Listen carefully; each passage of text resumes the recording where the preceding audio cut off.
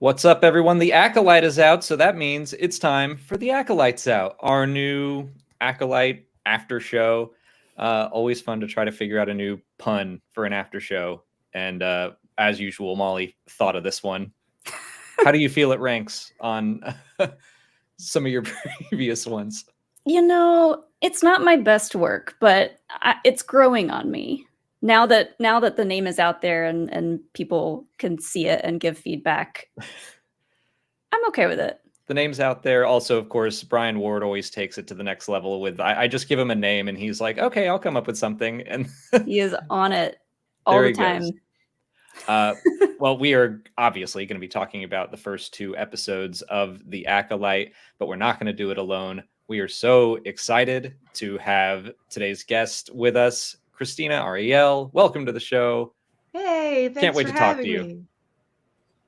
We had a great time, a very brief time meeting in person at the premiere where it was just kind of like a drive-by hug and we kept on going. But I get very that was anxious great. in crowds. I do too. And like being on one of those red carpets, it's like so overstimulating. It is. It's like I'm a person that walks through the airport and my headphones are on, but it's just for the noise canceling so I can like not be overstimulated. So being in this environment where it's like, friend, like that's my version of squirrel is just like, oh my gosh, no, but you. And it's like, but then if I don't say hi to somebody, I'm going to feel bad. Or what if I forget a name? It's crazy. Yeah. We also had the pleasure of sitting right behind you for the whole screening. So we just got to watch you dance and wave your lightsaber and have a great time. Oh, listen, I'm 100% fangirl at all times. So there's no shame in my game. I will fully nerd out. I will sword fight with my churro. Like, it just is what it is. Look, Oh, those also, I need to churros. comment on your name. Acolytes Out. One, it's timely given all the, like, Knights Labs Out announcements coming out. So it's perfect. It's timely. I love a pun. And it's just fun to say. Like, you could even have things like, Acolytes Out. And it's just fun. We could make our own theme song, but Yeah, we just got some song off of the YouTube library. We should just make up our own. I will volunteer to sing your theme song, and I will make up some ridiculous, like, Star Wars Explained, the Acolytes Out. We're gonna talk about the Acolyte, and it's gonna be fun. It's gonna be fun, and it's gonna be Alex and Molly. Boop, boop, boop, boop, boop. Great. Okay. We I was got just it. like, I can't talk through that. Saving it, clipping it next week. Thank you. All right. That's all we needed, really. Now it's stuck in my Now it's stuck in head. my well, before we dive all the way into the Acolyte, obviously you have a connection to the High Republic and a deep love for it, and as do Molly and I. So I'm curious, just what drew you to this era of Star Wars when it was first announced, when it first started coming out 4 years ago at this point? I think the thing that was most exciting was that it was a new ride. No one knew more than anyone else. No one was competing over like, well, I know this about this, or I know this about this. And it was just like we're all on the same ride, getting the same information at the same time. And like being in that seat of talking about it, it was still like we're together. Like we're all going through this, experiencing it, the excitement of it. And then like it just continued to build. The community was fantastic. I remember when we were in London and we went down, it was me and the authors, and we went down for the High Republic meetup, and we saw this small crowd, and we were so excited, and we were like, oh, look at our crowd. And it was like 10 people, and they're like, no, the meetup's down there. And you just see like hundreds of people in High Republic era robes and excited about it. And like to then see that extend into like Young Jedi Adventures and now to the Acolyte. And it's like, yes, it's further out, but it's still this beautiful era that we're all on a fresh ride together to experience. And I love that. Like, you don't have to know a bunch about Star Wars to enjoy it. And this could be the entry point for someone into a larger world where they become a lifelong Star Wars fan. It's not about like how long you've been a fan, but everybody has their starting point, and this is going to be someone's starting point, and I love that. I've loved the subset of the High Republic fandom within Star Wars because it has been so welcoming, so much fun this whole time. And yeah, we're all on the ride together, having no idea what's going to happen next. And just, even last Huge. night and this morning, seeing Yeah. everyone celebrate like the Yord Horde, I'm like, great, that's my favorite thing. Did you see the tweet where it's like Yord Horde Nubs Nation? Yeah. Yeah. It's Oh, such a huge world that they've created, and one of my favorite things is just that like there's a character for everybody. There's so many characters in the High Republic, and they're kind of like split up in all the different books and comics and stuff. So there's something for everyone. it is. And I think the thing is, a lot of people like to say fan fiction. Everything that's not the original is technically fan fiction. So I would rather have somebody who's like a well-versed super fan who also is objective enough to say, I need someone in the writer's room that is not a fan. I always think that's a really big call for a project like this, to have someone who is looking objectively just from the lens of story. And I feel like we're seeing a lot of that. And like Leslie and like being stalwart about, this is what I'd like to see. I want it to be practical. I want people to feel it. It needs to feel like Star Wars. And those sets do feel like that, in that practical sense, where it's just beautiful and breathtaking to watch. And the fight coordination, everything about it has just like amped my excitement up all the more. Also, someone just said something and I need to say it. Yes, this is Barbarella Sarsaparilla Ganglin, but you can call me Bob, and I'm really excited that you pointed that out. So that was just for them. I saw that. Where is it? Here we go. The Barbarella.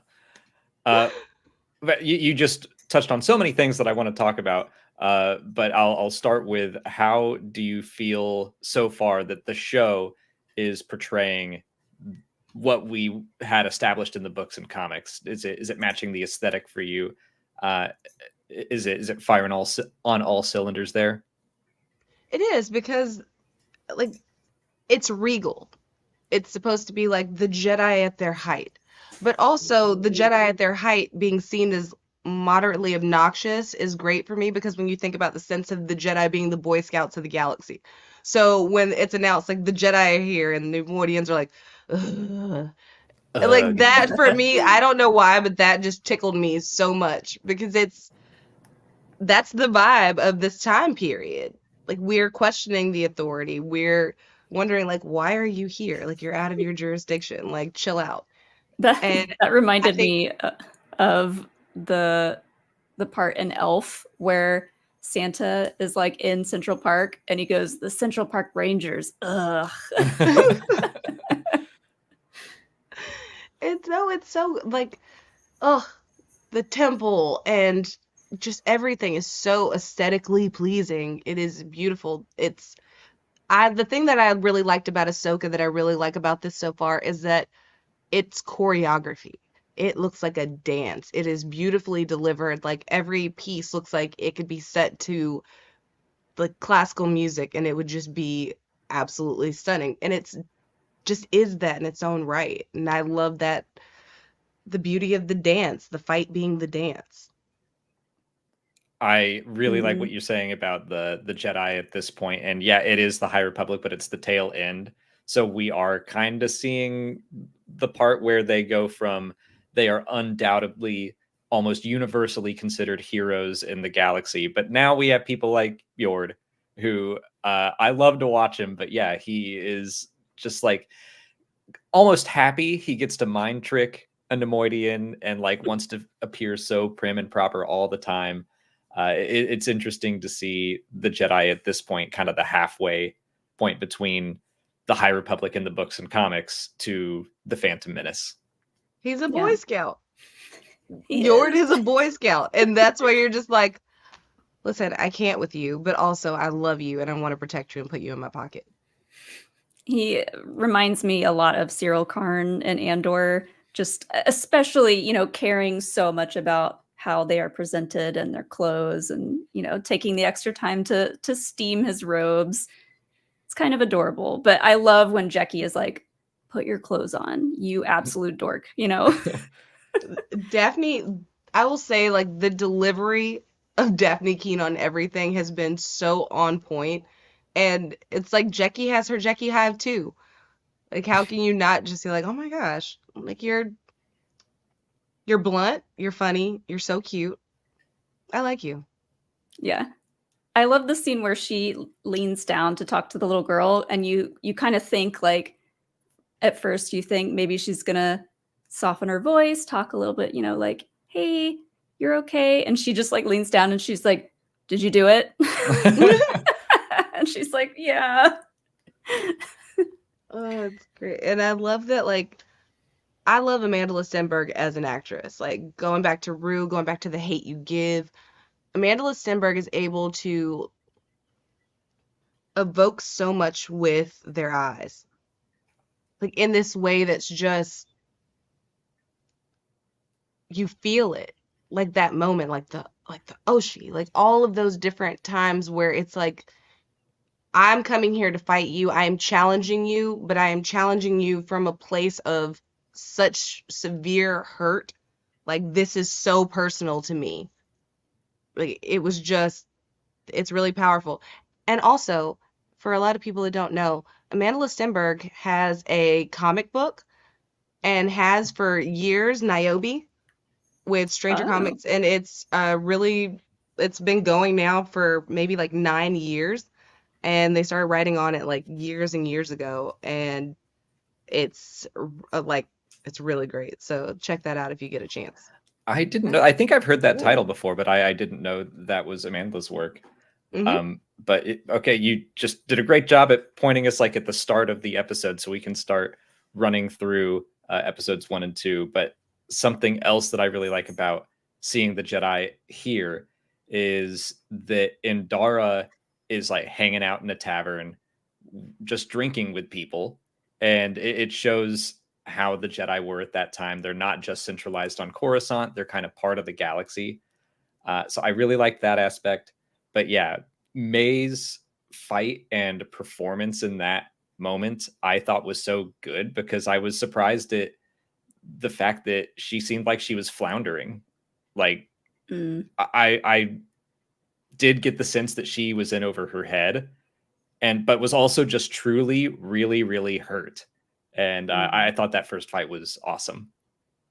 Yes, the way she delivered some of her lines, they're so guttural, and you feel the pain that she's gone through when she says some of those lines, and like, yeah, it's really crazy to watch Amanda play those two characters so differently. Like, she has a huge task to do that in this show, and she's pulling it off. That first line where she just says, Indara says, the Jedi don't attack unarmed people, and she just goes, yes, you do. I was like, that was the first thing that perked me up. That was such a good delivery.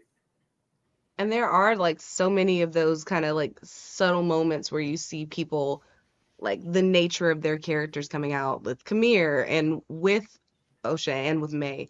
And I just really, there's an emotional depth to it that I feel comes from the performers that they have. And I'm really excited to see that grow as the episodes continue.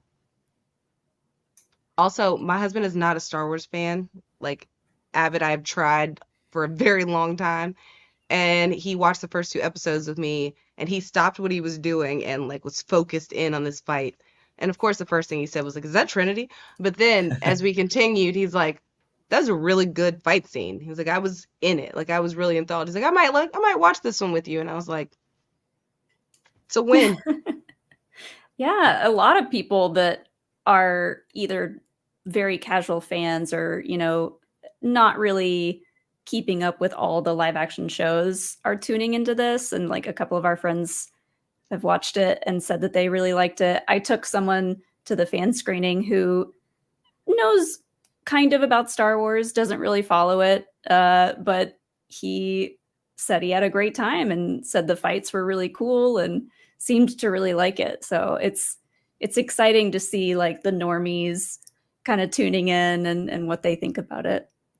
Yeah, and giving it a chance. That's the thing. Like, we're so quick to dismiss a thing just because it's different or new or it's like not what it's supposed to be. It's art. It's subjective. It's going to be what it is. But we can let people.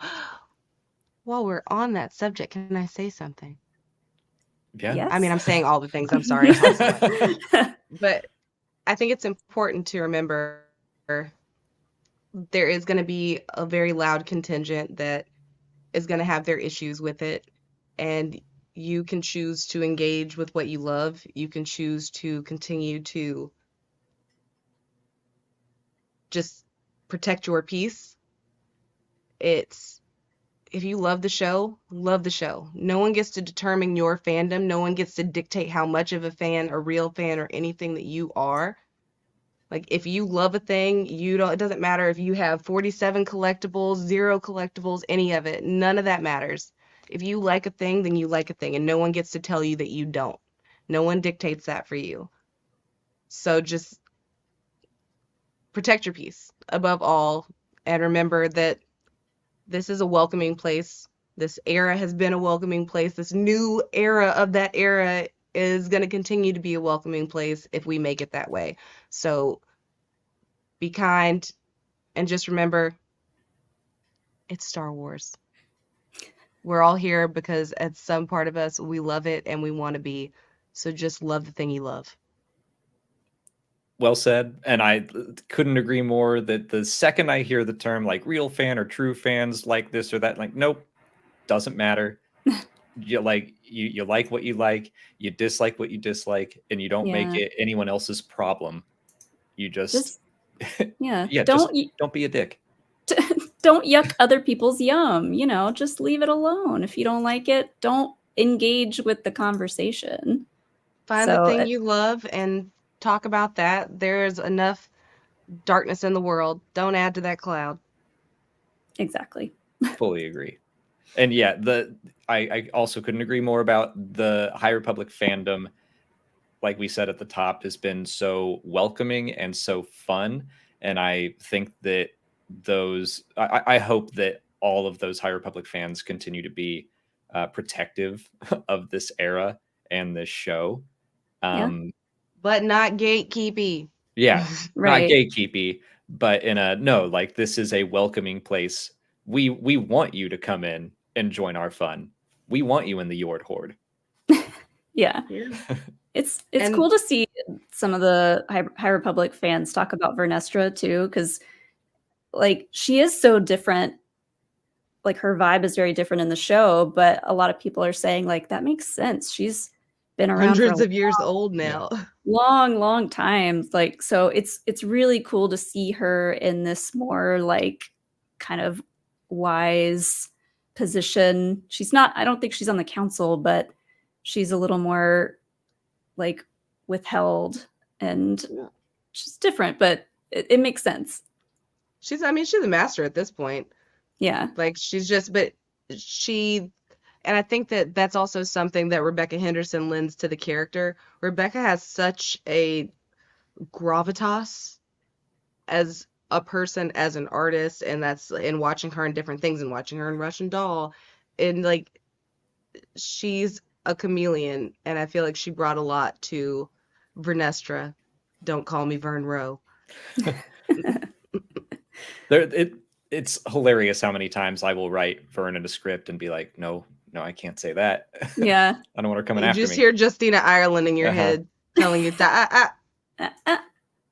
Yeah, that the Verestra thing really did surprise me a little bit, but yeah, I'm not saying it's out of character. I'm more just like, oh, what happened? What happened to you? And what have you seen? Right. It might even be part of the books and comics. Like there is stuff in Defy the Storm and in The Fallen Star that kind of connect the dots, and I'm like, I could kind of see how this goes for Verestra, but we don't know yet. We still have another wave of books to figure it out. Yeah. I know. I wanted to jump back a little bit to the Indara fight again, because I really love the choice to do this hand-to-hand combat in this show, which I think Leslie probably first just wanted to do something different in Star Wars and have this martial arts focus. But I also really love the in-universe reasoning behind it, that May has this mission to kill a Jedi without a weapon. But also the Jedi are like, yeah, I'll fight you hand to hand because you're not using weapons, and I don't want to escalate this right away. And Indara only pulls her lightsaber out when knives come out. She's like, okay, now it's in self-defense. Although I have thoughts Yeah. about that too, but I wanted to talk about the martial arts first. Well, the way Andara and Master Soul fight, it's kind of like, I mean, it's almost all blocking, right? They're just kind of like blocking and dodging all of her moves, and they're so like calm and centered throughout the entire fight. It's pretty incredible to watch. It is, and also just it goes into the soul fight as well with just the movements and how easily the Jedi can call those movements. And so if you think about if Andara hadn't been distracted, like if Andara had kept her focus, like where would that fight have gone? Like, yes, this is a very fierce competitor, but you got okey doked a little bit. But in reality, but it's just beautiful. Like the movements, all of it, just like the flip up to the second floor, like Power Rangers, Mighty Morphin Power Rangers, the movie, nobody? Because that's exactly what I thought about. I was like, oh, it's like Tommy. It's great. It was so seamless. Like it happened and you were like, you believed that she did that. It didn't look over the top or anything crazy. That and Andara's just kind of like casual run up the railing and hop over. Like all the wire work looked great. Yeah, also Soul and May's fight looked awesome. I love that moment of her going for the knives and him just being like, got him on.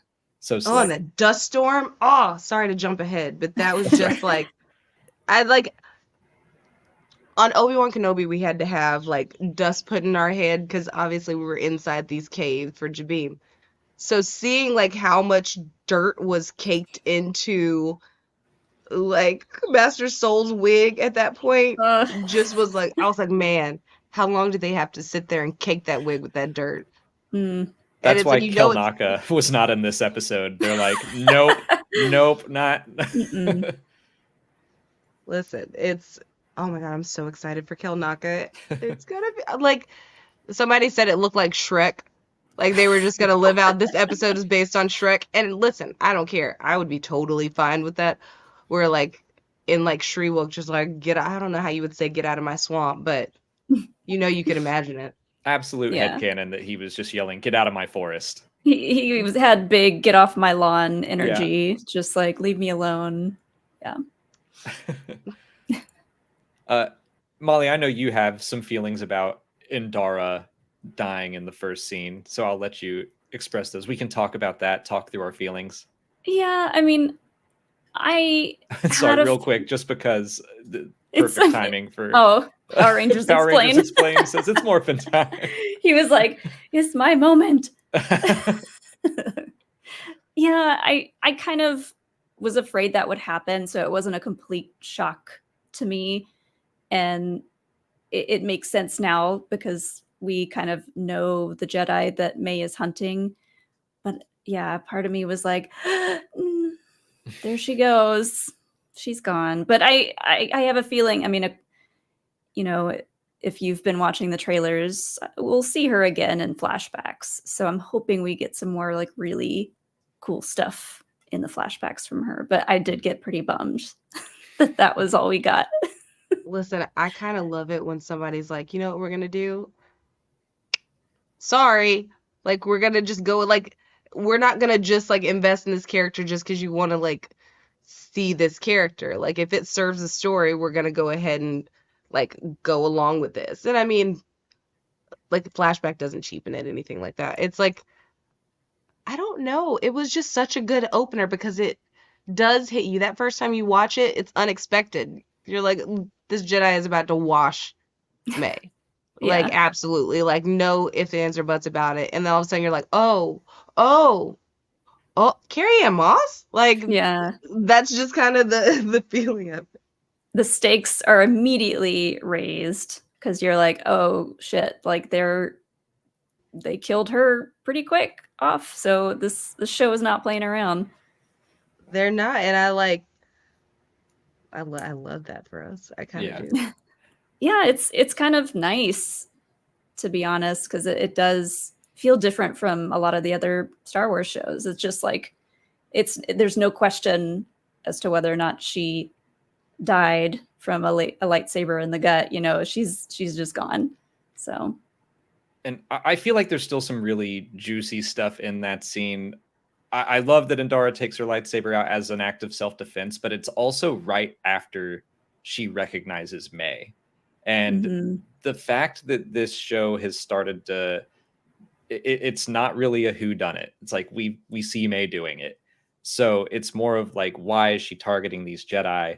Which that when we get to that second episode and Torben is like, yeah, give me the poison, please. I'd rather drink poison than tell the truth. I'm like, okay, what What did you happened? do? Yeah, these That is flashbacks are going to crazy. become so important, and I feel like we're going to be able to rewatch that opening scene in all of these episodes with a new light. The deeper we go, A new light of the Jedi, if you will. sure. Hmm. I mean, it really is such a like. It's a mystery. We're watching this mystery form and we're just getting more questions. We're just getting more questions. But I don't feel as if we're headed towards an unsatisfying end where those questions won't be answered. I feel like we truly are building towards that. And we had to have these like hard hits in the beginning with Endara, with these things to build that kind of sense of like urgency and figuring out like what is going on. Like, what do these Jedi have to hide? Like, why is Master Soul so invested? Why are they still holding on to this from so long ago? Like, what is so important that Torben took this vow? Like, how do we get here? Like, Barash Vow, great inclusion. shout out Oh, Charles yeah. Soule. Uh-huh. I love that, like that kind of nod. Like, it's not something you have to know, but it's something that's cool to go and like look back on. And my absolute favorite Star Wars book, and I will say this over again, is like Jedi Dooku Lost by Kevin Scott. And so like seeing like even like pieces go back to that and connect in a way. It's like you Mm. don't have to know it, but it's really nice to see like a little like Easter egg and kind of nod to it. Yeah. But they do a good job in the show of saying, you know, Torben hasn't spoken to anyone in 10 years and he's just kind of sitting there floating quietly. So I think they show you enough in context so you can guess what the Barish vow is. But yeah, the more you know, you're like, oh, Jedi take this vow because they did something that they regret and they feel guilty about it. So what happened, Torben? that It's literally that moment, unspeakable. yeah. Like, what have you done? And what is the like with these twins? Like, how did you ruin their life so substantially that one is trying to kill you, one ran away because of these deep feelings? Mm. And like, who told each of them the other was dead? And like, why Yeah. were they so important to this like this timeline? Why are they so important in this grand scheme of things that they needed to keep them apart and have each other think the other was dead? And Right. And then there's not even a record of Osha having a twin sister, a sister at all. So I love that moment of realization when Yord is like, there's nothing in the, of course he knows all the records. well, he grew up he's- with her too. Yeah, and he said Mhm. there's nothing in the records about her having a twin sister. And Soul is just kind of like, oh, that's weird. He has this little moment where he's like about to take a sip and he's just like, Anyways. all And those I little have a moments. bad feeling about this, so that was very nice. I Yeah. think I might have literally danced in the theater. It's funny that Yord is the rule follower, followed the Star Wars rule. Like, well, someone's got to say it. I'll do it. I bet he was stoked to have that line, though. That's like such a famous Star Wars line. It's cool for him to get that. I know, I and- really. Oh, go ahead. oh no, you go ahead. Oh, I was going to change the subject. So Oh no, I was just gonna say like it's so funny like having somebody like Amandla who is such a deep Star Wars like lore nerd, and Charlie Barnett who is like also the same.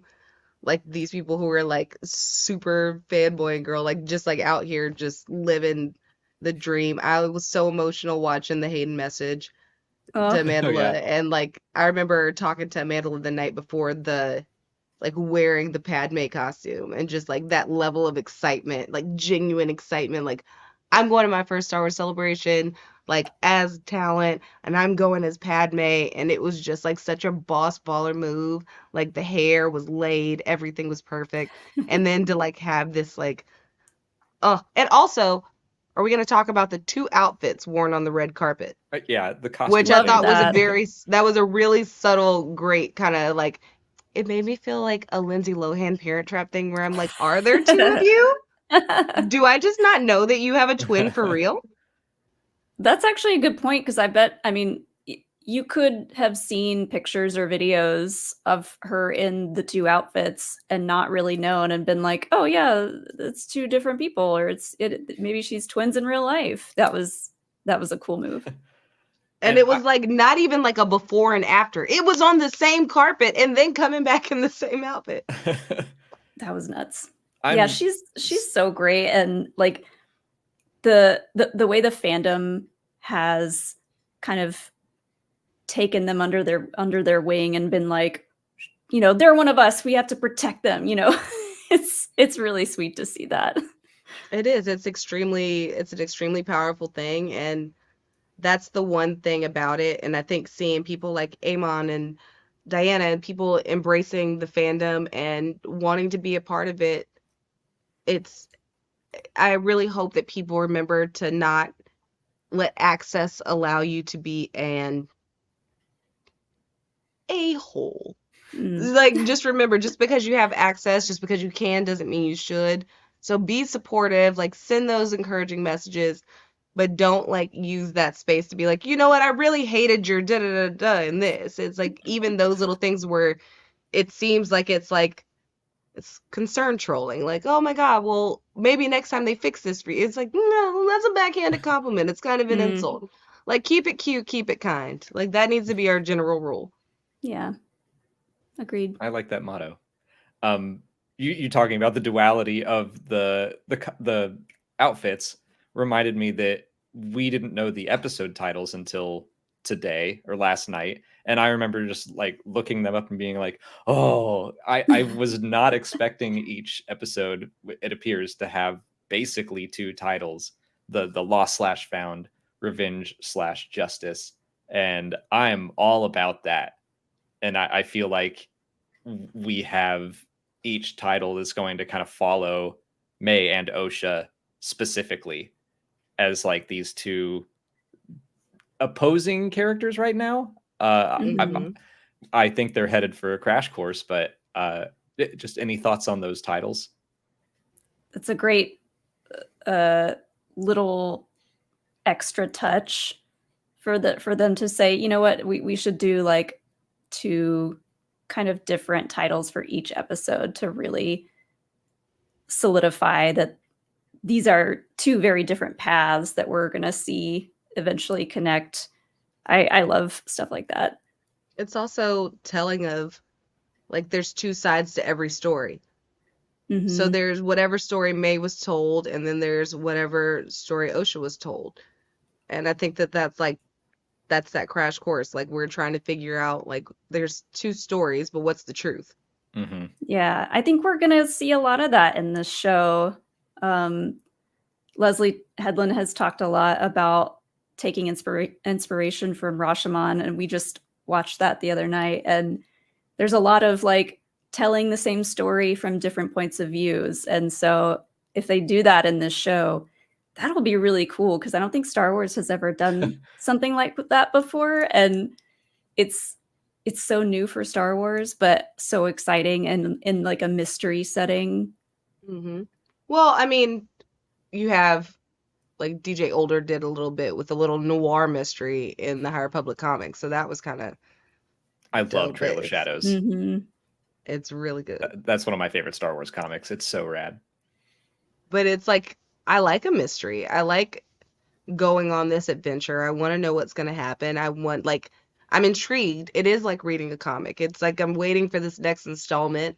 And yes, I would generally like to binge and watch everything and know everything and have all the facts and things like that, because that's just who I am as a person. However, I'm willing to wait and just like be there live watching a thing and knowing that like, it's like Fievel. Kathleen Kennedy.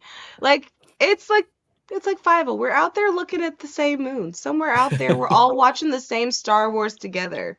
Aww. Eating our popcorn and noodles. This Yeah. this is a show that I think is going to be really fun to experience week to week because we can speculate on it and keep yelling like, "What did you do, Torben?" We can keep doing that every week as we wonder. But then I really like Leslie Headland's metaphor of like this show is an onion, and each episode is going to peel back new information, and it's probably going to make you want to go back and rewatch the earlier episodes. So I think once it's done, just binging through it is going to be real fun to be able to point back at everything and be like, oh, that's what that means, and that's why Soul did this in that moment or whatever. I think that's going to be a blast. It's like when they give you the first few minutes of the Housewives end of the season, so you know that something exciting is coming, but you don't know what it is. And then you go back and watch it with the context, and you're so excited. Oh, do you like the Housewives? Are you a big fan of Housewives? A little bit. You've been on a game show about the Housewives? These are all Housewives stickers. This one says, I invited her to my home. I gave her a beverage. Candace Dillard Bassett, Real Housewives of Potomac. Who's this person giving a fashion show with no fashions? How dreadful. Dwight, Real Housewives of Atlanta. You smell like hospital. Mary Cosby, Real Housewives of Salt Lake City. And then, of course, be cool. Don't be all uncool. Those are the wisest words. Really, honestly. I get so very excited.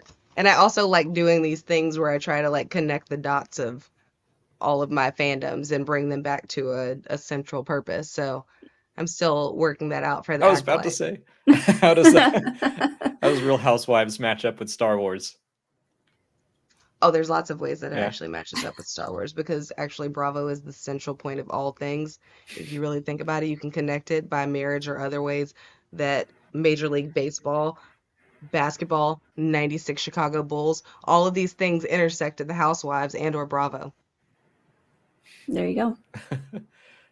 It's important to me. For the mystery of the Acolyte, I really, really like that we already know that the twins are twins. I feel like the marketing did a good job of making that kind of apparent. A lot of people thought that already, and I feel like that was the marketing, like dangling something shiny for all of us to look at while we were doing trailer breakdowns, to be like, I'm pretty sure they're twins. And it's like, it's not even a twist. You find that out almost immediately. And I think they were trying to keep us looking over there so we weren't busy picking out other mysteries and trying to solve those. Yeah. Indeed. Like Chimere and that deep voice change. Just saying. Okay, let's talk about Chimere, because I love Chimere. That moment it gives me chills every time I watch that part, and like the way his acting changes on a dime, you're just like, oh, what is happening? You look just like her. And it's like, I know that it could be a red herring, but I choose to believe that was like, and like, think about it. We haven't even met the mother yet. Like, there's so many elements that we just do not have yet. And I am so excited to just kind of see where this goes. Like, are my fan theories correct? I don't want to say them out loud, but I have a lot of them. And like, there's something that's going to continue to bring me back to that one just because of the voice change. Like, it was such a subtle kind of shift, but it was a powerful one. Yeah. I think we can talk about some of those fan theories. I mean, I was going to bring up, and this is something else that they did in the trailers that I feel like they might be trying to lead us down a red herring, but Chimere in the trailer and in this episode, or in episode 2, says peace is a lie. And he kind of sneaks it in there, but I'm sure they knew that Star Wars fans were going to be like, I've heard those words before, buddy. That's the Sith code. And I love how they did it in the episode where he starts to say the line and May finishes it. And it's almost like, yeah. You've said it a million times. Yeah. You know, it's like ingrained into her brain where she's like, yeah. And I was like being brainwashed to a certain extent. Yeah. Of like, this is the mission. This is the mission. This is the mission. But of course, if you hide it behind this like bumbling, scraggly guy, like you're not thinking about this person as like in the same sense that Palpatine goes out and presents as a politician, as this like Kindly old kissing man. babies, shaking hands, all those kind of things. But you know, at the core, with the slip of a voice, what this person is about. Yeah. That's I mean, he's got to be suspect number one. And I just want to see him with a lightsaber. Yeah. I just wanna So Leslie Headland talked about how she had these people that she wanted for the cast, and Manny Jacinto was like, if we don't get him, I don't know who to get. And so I was like, why is that? Like, why did you need Jason from The Good Place, a character I love and adore? Oh, I love dude. that show. Yeah, he's so funny. And then I was like, oh, wait a minute. His earliest episodes were him pretending to be someone else. And it was kind of the opposite, if that's what's going on here, is that it was a very dumb person pretending to be a very wise, silent monk. Yeah. Yeah. But I'm like, okay. So he knows how to like deceive and play someone else while he's actually very dumb, or in this case, probably very smart. Did you all watch Russian Doll season 1? Mm-hmm. It is one of those shows that I watched like 3 times in the same weekend. I think it's a marvel of a season of television. And you got Charlie Barnett, you have Rebecca Henderson, you have Leslie Headland, showrunner, creator, writer. Leslie Headland knows how to tell a story. But above all, Leslie Headland knows how to tell a Star Wars story. Like, this is a tried and true, like, original series, EU, prequels, like, if people want to talk about, I want to see a fan in the space, you got it. Like, if you want to see what, like, if I had full control to say, like, no, I want practical sets. No, I want to do this. No, I want to make a Star Wars story. She's doing the thing. Yeah. And, like, so far, like, I love this. I love Leslie's storytelling. And I want to see this story unfold because I believe in letting a fangirl in the seat. Yeah, it's really great to see. And I forget what interview it was that I read. Maybe it was Rolling Stone or something, but it had a quote of Kathleen Kennedy telling Leslie Headland, like, you've made a great Star Wars show. Now go make a Leslie Headland show and put your spin on it. And I was like, ugh. Like, as a creator in this space and as a lifelong fan, what that must have meant for Leslie to hear was just like so cool. It was so fun to geek out with her about like Legends and growing up playing the tabletop role playing game and just her own experience as a fan. And getting to come in and put her spin on things and write this crazy mystery. So neat. Yeah, and I mean, like, shout outs to producer Rain Roberts. I love Rain Roberts, and seeing Rain Roberts finally get to be in a position of like producer. Like, I think that's really cool. Christopher Clark Cowan on choreography and fight coordination, absolutely just marvelous work. It's also like Jeff Knight, who did Umbrella Academy, is also on this show. So it's like, it's really, really cool to see the people that they've brought together into this. I mean, Daphne Keane is X-23. That is so exceptionally cool. Like, they put this girl in a movie when she was like a tyke and said, hey, I want you to hold your own against Hugh Jackman. And she was like, bet it up. And now it's like, we're going to put you in Star Wars and you're going to go and eat it up. And she's like, okay. Yeah. Like, it's like a Tuesday to her. And to hear Leslie say, I want was it X-23? With a lightsaber, yeah. I want X-23 with a lightsaber in my Star Wars show. Like, that was just her whole pitch and idea for that character from the first place. That's so cool. And that's another thing where I'm like, I think that we're going to get to see her unleash. And that's not fully speculation, but there have been like trailers and little spots that show her with it's X-23 with a lightsaber, and I'm like, there it is. Can't wait. That's it looks pretty sick. I'm just really excited. There's gonna be, we still have, what is it, 4 episodes left? 6. Is it 6? 6. Yeah, there's 8 total. So okay, so 6 episodes left, and we haven't even gotten to the like bulk of the lightsaber battles. There's so many lightsabers in this marketing that we're gonna have some very intense lightsaber battles. And I, for one, am excited to see them because I may not be able to do it, but I can darn sure watch it. I'm the same. Every time I try to twirl a lightsaber, I end up hitting myself in the head or hurting someone else. So we met Carly King, who does all the Is a TikToks with the beast. lightsaber twirling. I'm like, I would hurt myself so bad.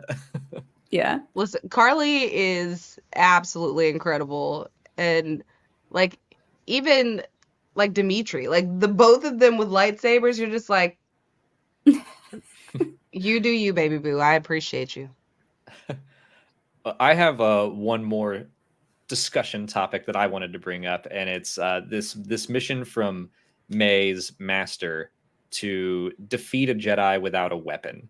So we get the taste of that at the end of episode 1 with the stranger's speech about how steel or laser won't affect them, and an acolyte can kill the dream.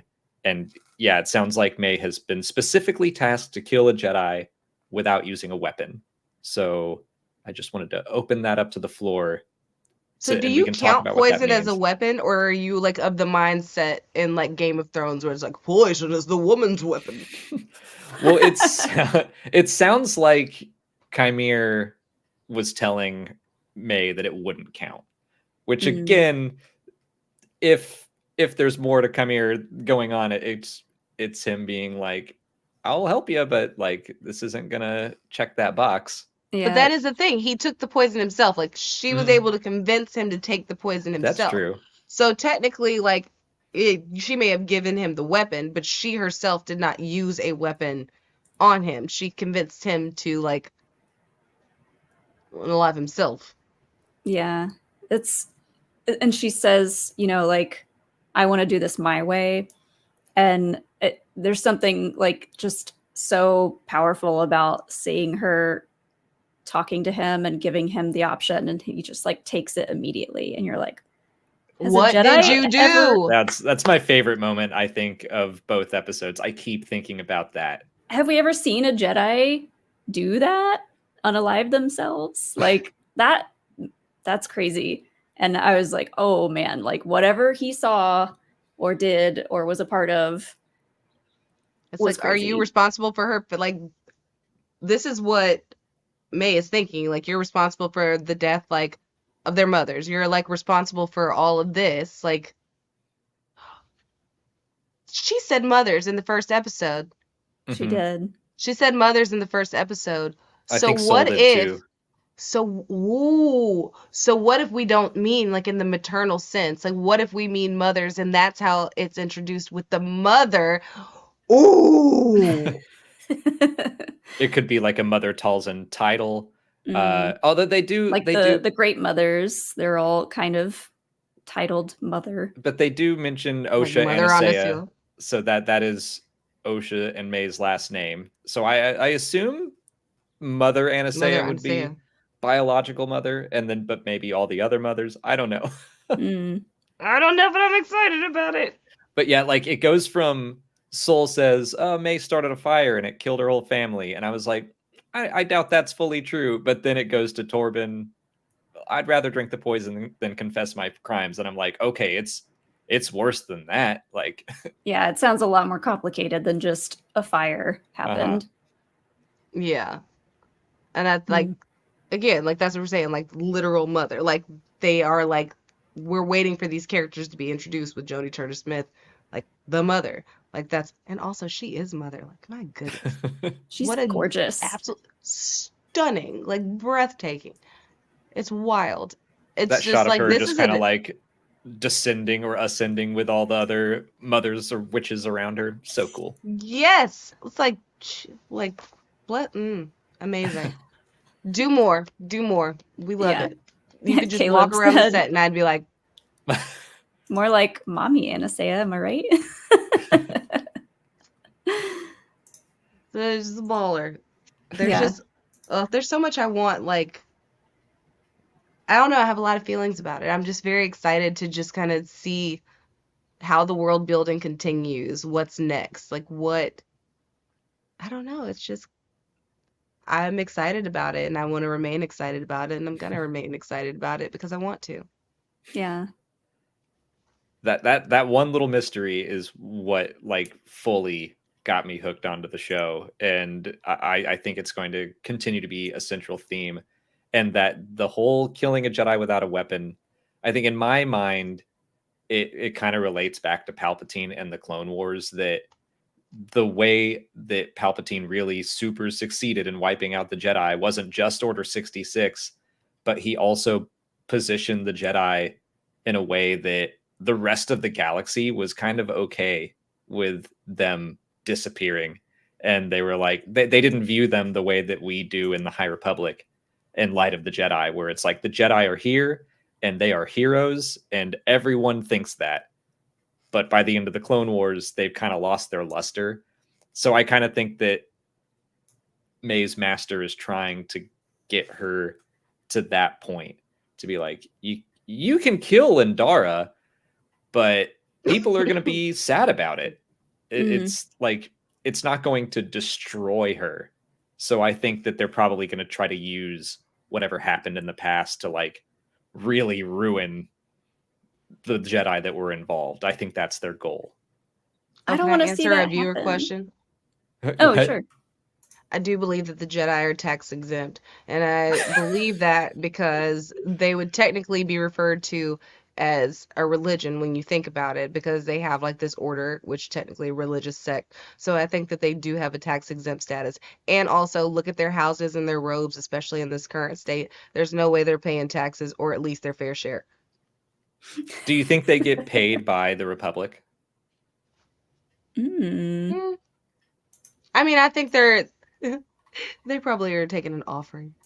They're like getting Yeah, yeah. donations. Do you think there's got to be some sort of tithe system towards the Jedi where it's like, we're protecting you? Like, are you like putting forth an amount towards the continuation of Really our running a protecting huge the entire protection galaxy? They are getting really fancy boots, according to the Living Force. Oh yeah. They got They're- sent those boots. Yeah. If the Jedi could wear these boots around and just show off our boots. They're influencers. Yeah, at they're this Jedi point. influencers. They are. Who's making the robes? Who's doing the hair in the galaxy? Who is doing the braids? Who is doing the locks? I would like to know what planet I need to stop on. This is very wanna important see to it. me. I want to see That's, it. I remember that came up during Obi-Wan with Moses. They're like, who is doing braids in the galaxy? And it is something that has haunted me for years and years. Yeah. Well, you've We'll got the Keeve Trinnis connection, the inspiration. Listen, Just ask Keeve. Mm. Keeve's got some great hair. That's all I'm going to say. Great styles.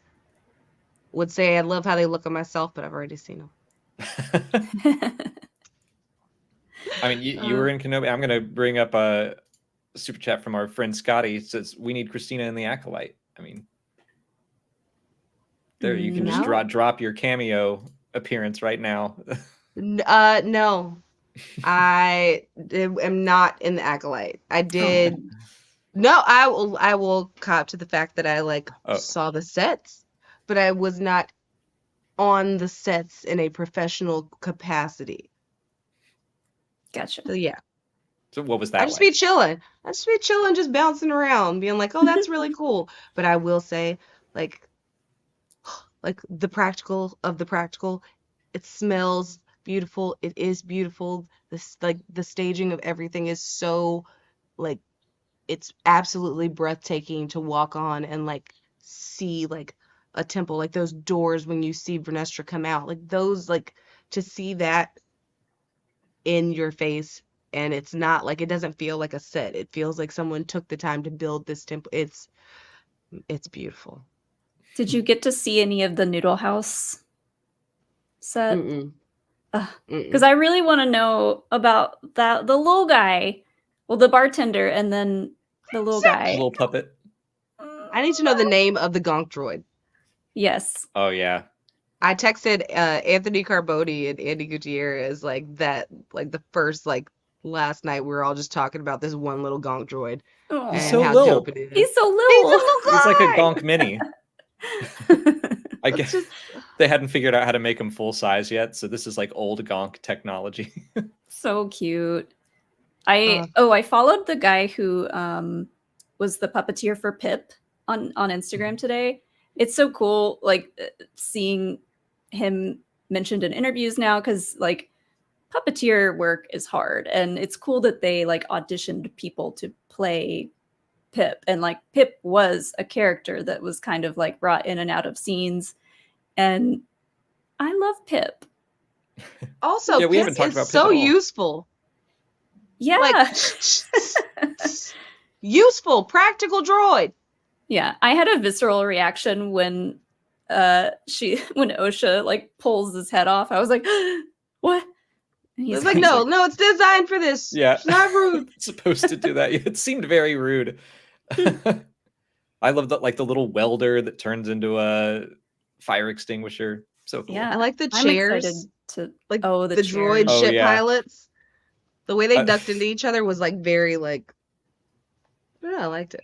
I It's one love of that those- design, but James Whitbrook had a great tweet about how just some Star Wars droids are like, your job is chair and your Chair. job is stairs. Like there's that stair droid in Andor that helps people get off the shuttle. It's like, what a life. You're just The stuck. day they become truly sentient, I'm Mhm. just saying. Them things have seen some things. Yeah. It's so smart though to just if you've got an automated droid system to take over, they're already there.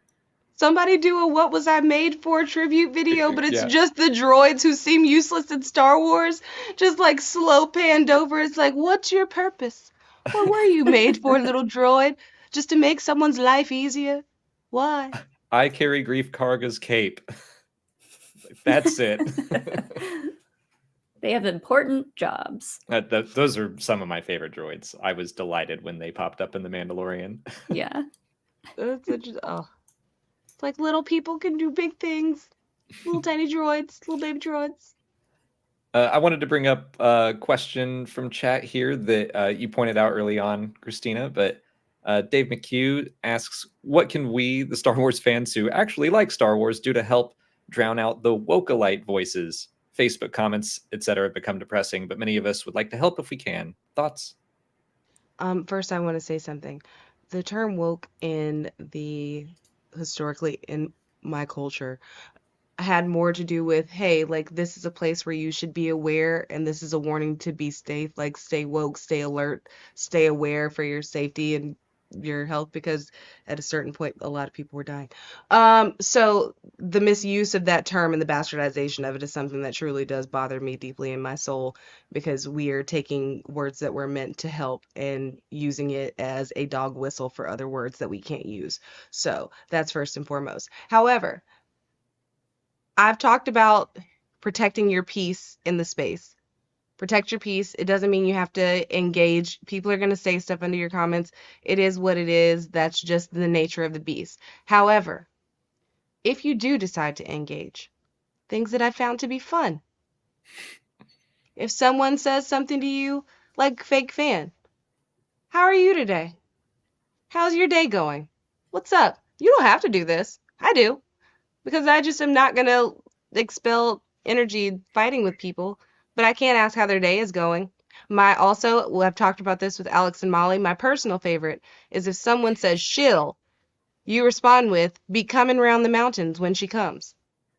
And so they're either going to start a sing-along, move on, or, like, at the very least, like, to get the joke, you have to be like, she'll be coming around the mountains when she comes. And the song is going to start in your head.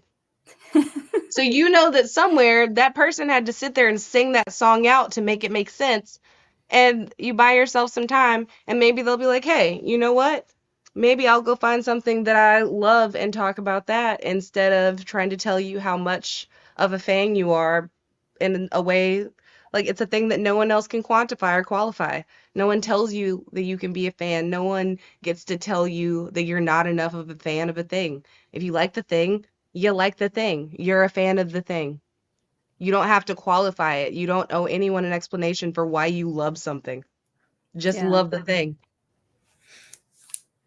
Yeah. Yeah, well said. I It's go ahead. one thing about Star Wars fandom that we've noticed going to celebrations and going to premieres and fan screenings, any like in-person event like that, people are so nice. People are just excited to be there, excited to share what they love and talk about Star Wars and every different facet of it. So when people talk about, oh, Star Wars fandom is the worst, I'm like, it's not really. Mhm. It's just the small percentage of really crappy people that want to try to ruin it for everybody else. They're just rampant on the internet, you know. So Yeah. fandom in Star Wars is a really fun and exciting place to be. The internet, though, is just, you know, it's just full of crazy people, Well, and even it's different. online, like sometimes I think that I don't know if I would say like to drown out the voices, but just to share your enthusiasm and your love, because I think a lot of times if you like something, I mean, I do this too. If I like something and I'm just like, okay, great, I liked that, and I move on with my day, and I'm not posting about it. But I don't know, sometimes like when the Acolyte premieres, people want to get on Twitter, and you know that site is usually a hellscape. But last night I was just joy scrolling and like engaging with people and being like, hey, it's actually fun to be here, because today everyone just wants to celebrate this thing that they like. So I guess just like being more conscious of like, hey, I liked that, and maybe I should say something about it if you're in the Yeah. mood. And the thing is, like, as you said, when you go to Celebration, you go to these in-person events, I have met some of the most incredible people in this fandom. I count, like, to be able to count you all as friends now, to be, like, so many people who just love a thing. And the thing continues because we love it. We get more Star Wars because we love it.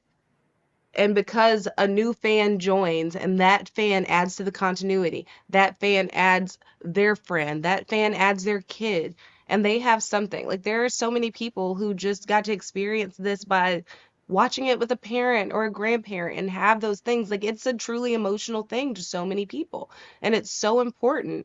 But it's also like, I understand that people say, like, this is the place where, like, I hid here. Like, it wasn't always a popular thing. This was a space. Yeah, you know what? So did I. Like, I was also still the kid who was eating in the cafeteria and felt so overwhelmed by it, and also was so freaking weird that I would go to either eat in the bathroom, or I would go and I would eat in the library, which worked out for me because every time I would go into the library, Sonia Boyd, I love you, would let me hide there, and I would practice on the teleprompter every day. And I would speed it up. I would go fast. I would do it. And I wouldn't have my job with Star Wars if it weren't for those times where I hid there or watched a Star Wars movie in hiding. Like, I got here from those times. And we can't discount other people's times just because you think that their history doesn't look like yours and this has been your safe space. It's their safe space too. Let it be that. Just let people enjoy a thing and take up space in it without worrying they're taking up too much space when there's enough for all of us. The galaxy's big, y'all. If you don't like this portion of it, go to the portion that you do like and let the people that enjoy that portion be there. This fandom is beautiful. It is a welcoming and loving place, and I know that in my heart of hearts. And if I have to yell from the rooftops every day with a lecture about, hey, y'all get it together, then I will. But there's room for all of us here. Yeah, like some people pretend like there isn't, and it's fandom. It's a limitless idea. It is infinite. So no one entering the space is taking up space that could belong to you or someone else. Right. Yeah, someone else's success is not the absence of your own. Someone else enjoying something doesn't mean that you can't. Like, there is so much to enjoy, guys. Don't be afraid to block people. Just get it out of your view online. That's the best thing I can say. Yeah, just Definitely protect been your helpful peace. for us. Yeah, Yeah. protect your peace is a good way to put it. Right. I'm going to bring up another question from our friend Eleanor Mueller, who will be one of our 2 guests next week from Daughters of Ferrix, joining us for episode 3. But I know, Eleanor. Eleanor says, "Hi, gang. How do you think the Jedi should be dealing with this case? It's clear they're making mistakes, but what does a righteous order look like here?" Oh. These are the Are they kinds of making mistakes hard-hitting on questions purpose? that Ellie is going to be hitting us with all next week. It's like an internal investigation, this entire case. They are investigating themselves. So are these actual missteps? Are they behind the 8 ball, or are they ahead of it? Well, let's see. I think that I want to start with Verestra, who I don't think really knows anything about what happened on Bryndock in the past. Verestra just seems to be like, hey, let's get this solved and done quick. Nip and it in not, the bud. Yeah, like we don't want anyone else to find out that someone killed a Jedi, especially if they were once a Jedi themselves. So I think that's kind of where, in my opinion, the problem starts, is that Verestra seems less interested in making sure we solve it right than making sure no one else finds out. Yeah, and it was interesting, Verestra and Soul's little like quiet conversation where he mentions like their, what did he say? Their political enemies or something. Enemies would use it against us. So it's just like a little nod to, you're like, oh, okay, interesting. It's very, very Palpatine adjacent. Yeah. So I very much feel like it's like, oh, someone got killed, but we're going to investigate ourselves and make sure that we weren't guilty. It's HR.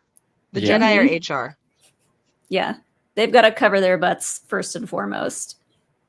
And that seems like where the problem stems, is that they're more worried about their reputation than anything else. And I feel like that's probably going to be the case for Soul and Dara, Torben and Kelnaka, that whatever happened, they're like, let's bury that. Let's just make sure no one finds out about what happened, and we'll keep our reputations intact.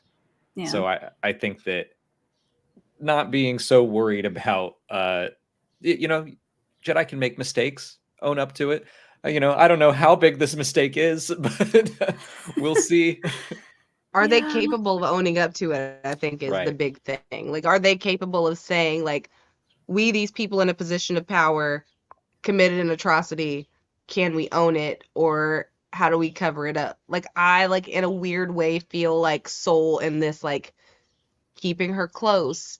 And, like, there's something about that feels almost like trying to contain it to me. Mm-hmm.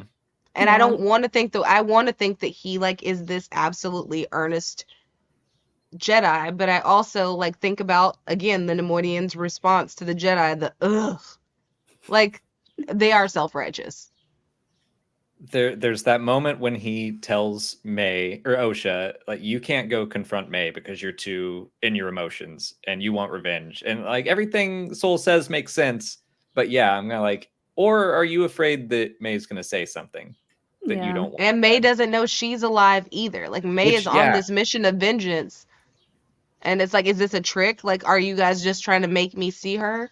Like, what is this? Like, is my sister? And like, if you have a sister, like that bond of like sisterhood, to imagine that your sister, you've been living with this like elephant on your back of your sister being dead or murdered. Like, that's a lot to carry. And of course it's going to breed those things. And that's why they couldn't control Osha in that way either, because it's just too deep of a connection to not want answers.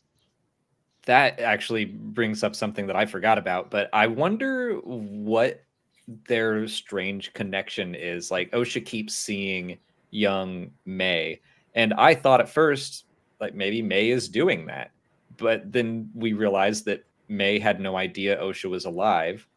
So I'm curious if that's just the Force, or I don't have any siblings, so Molly, Christina, maybe that is just the sisterly bond happening.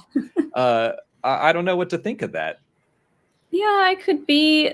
I mean, I just saw it as, the Force was connecting them because, like, their stories were about to intertwine again. And so I don't know if Osha has been having these dreams constantly about May and like about what happened, but yeah, it is interesting that all of a sudden she starts seeing her in specific places to lead her in the right direction.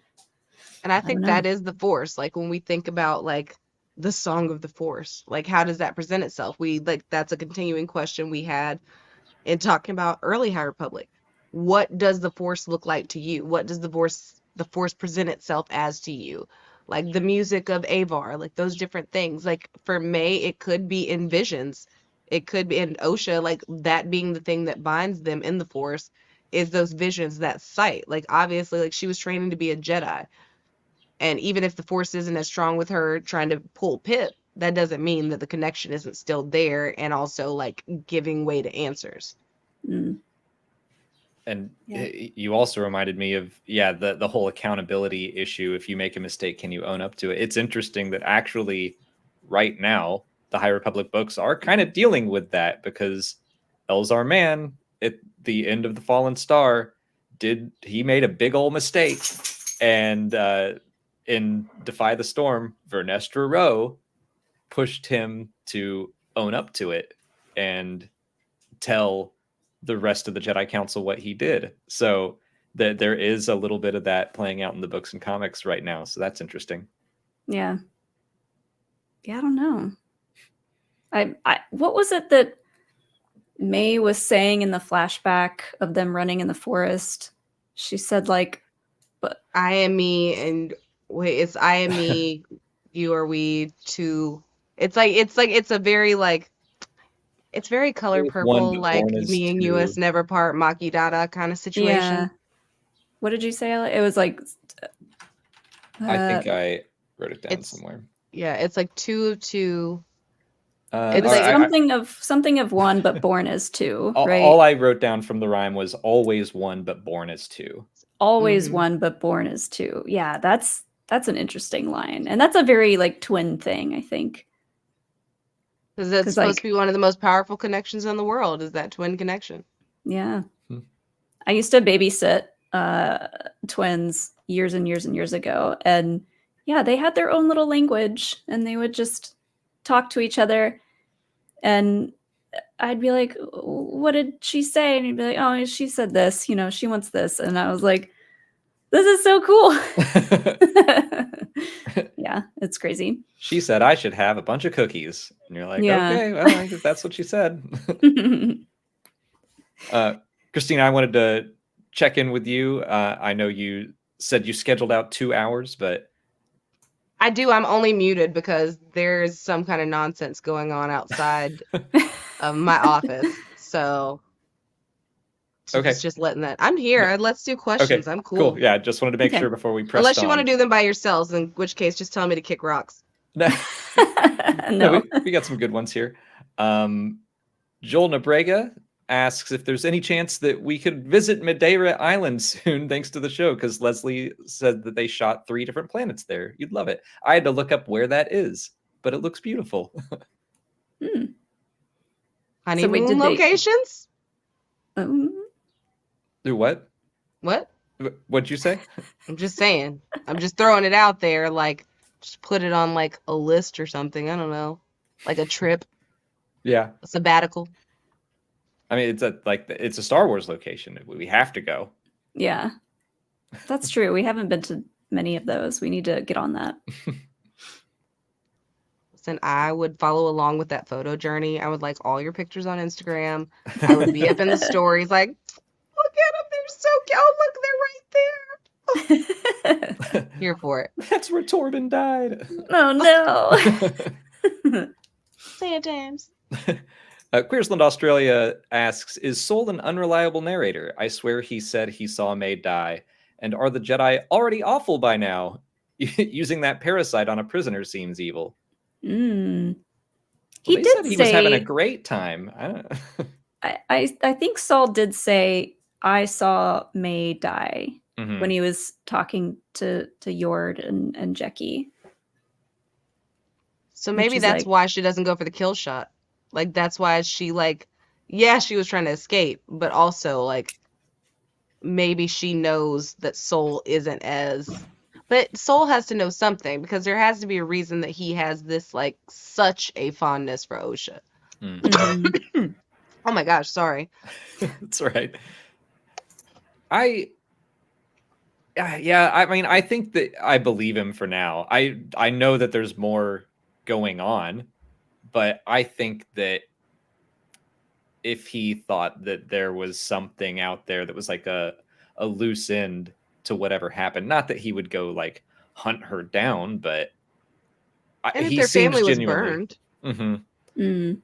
if you're thinking that this person was burned, like I'm guessing you think you either saw them in this fire or whatever that situation may be, or like her whole family was killed. But you're saying that May started it. Like Yeah. there's like parts of it where you're just like, what's happening? Like I It need to seems know like exact facts about this night. Like I need to get to that point. so. Like, if okay, this Osha's sister died, we believe, and so she becomes an easy scapegoat for whatever happened. That I think he probably does believe that she was dead. Mm. Yeah. Did Osha say or did Soul say that she started the fire, or did they both say that? I can't I remember. think they kind of both did. Soul said it in episode Mhm. 1, and then in episode 2, Osha says like, "What happened that night wasn't your fault." Yeah. So there's a Right. lot of like guilt lying around. Okay. Mm. Mm.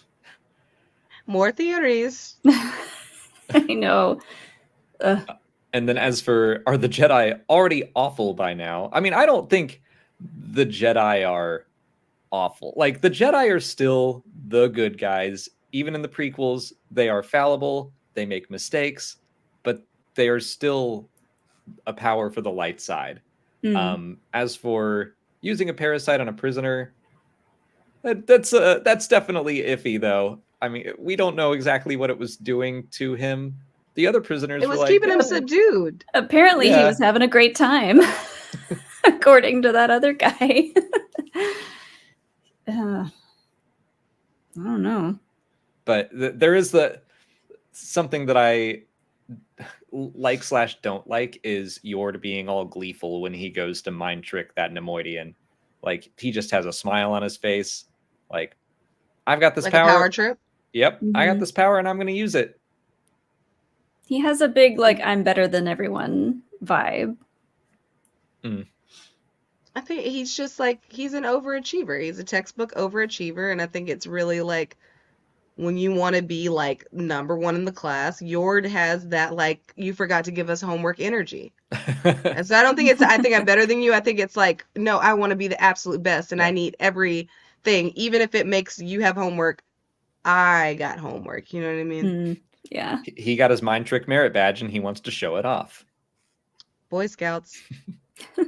Was it Anne Porkins said, Yord said it was a New Republic prison transport, seemed to be like maybe it was a Republic thing, not a Jedi thing.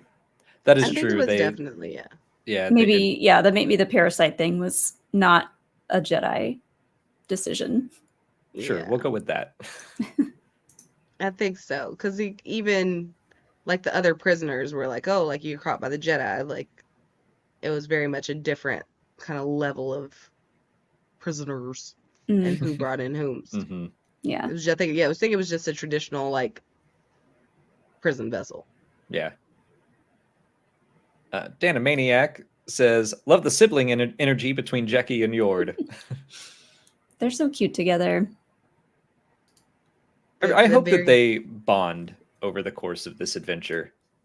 That they I'm sure don't. they will. Jackie might grow to like Yord a little more. Yord might grow to loosen up a little. Well, like that moment where she says, Yord, put your clothes on, as she's walking past him, they kind of like smile at each other. Like, I think they have an understanding, and Jackie is just kind of like, oh, Yord's going on the mission. Okay, well, let me prepare myself for that. Yeah, Mm-hmm. he's not my favorite, but I'll deal with it. I like Soul. What's wrong with Yord? But I think that relationship is going to come in very handy as they start finding out what the Jedi did. Mm. I think it's going to be very important for them to have each other and to decide whether Yord goes and errs on the side of like everything the Jedi do is right. So they Mm. must have their reasoning behind this, or like which one of them is more loyal in the end to the Jedi over what's right. That's a good point, because yeah, Jackie is Soul's Padawan, right? So she's Mm-hmm. got this strong connection with him, and then yeah, Yord is just all about the Jedi rules. They're doing a really good job at setting up very clearly where these characters' arcs start. And yeah, the more they learn, like part of the fun of watching Yord, I think, is just gonna see his world crumble around him and be like, how are you gonna handle this? And yeah, same with Jackie. Like, I think she really looks up to Soul. I love that moment where he's looking at the hollow and she asks about it, and he's like, if we don't meditate on the past, you're doomed to repeat it. And she just like is beaming, like she just hangs on his every word. I'm like, oh.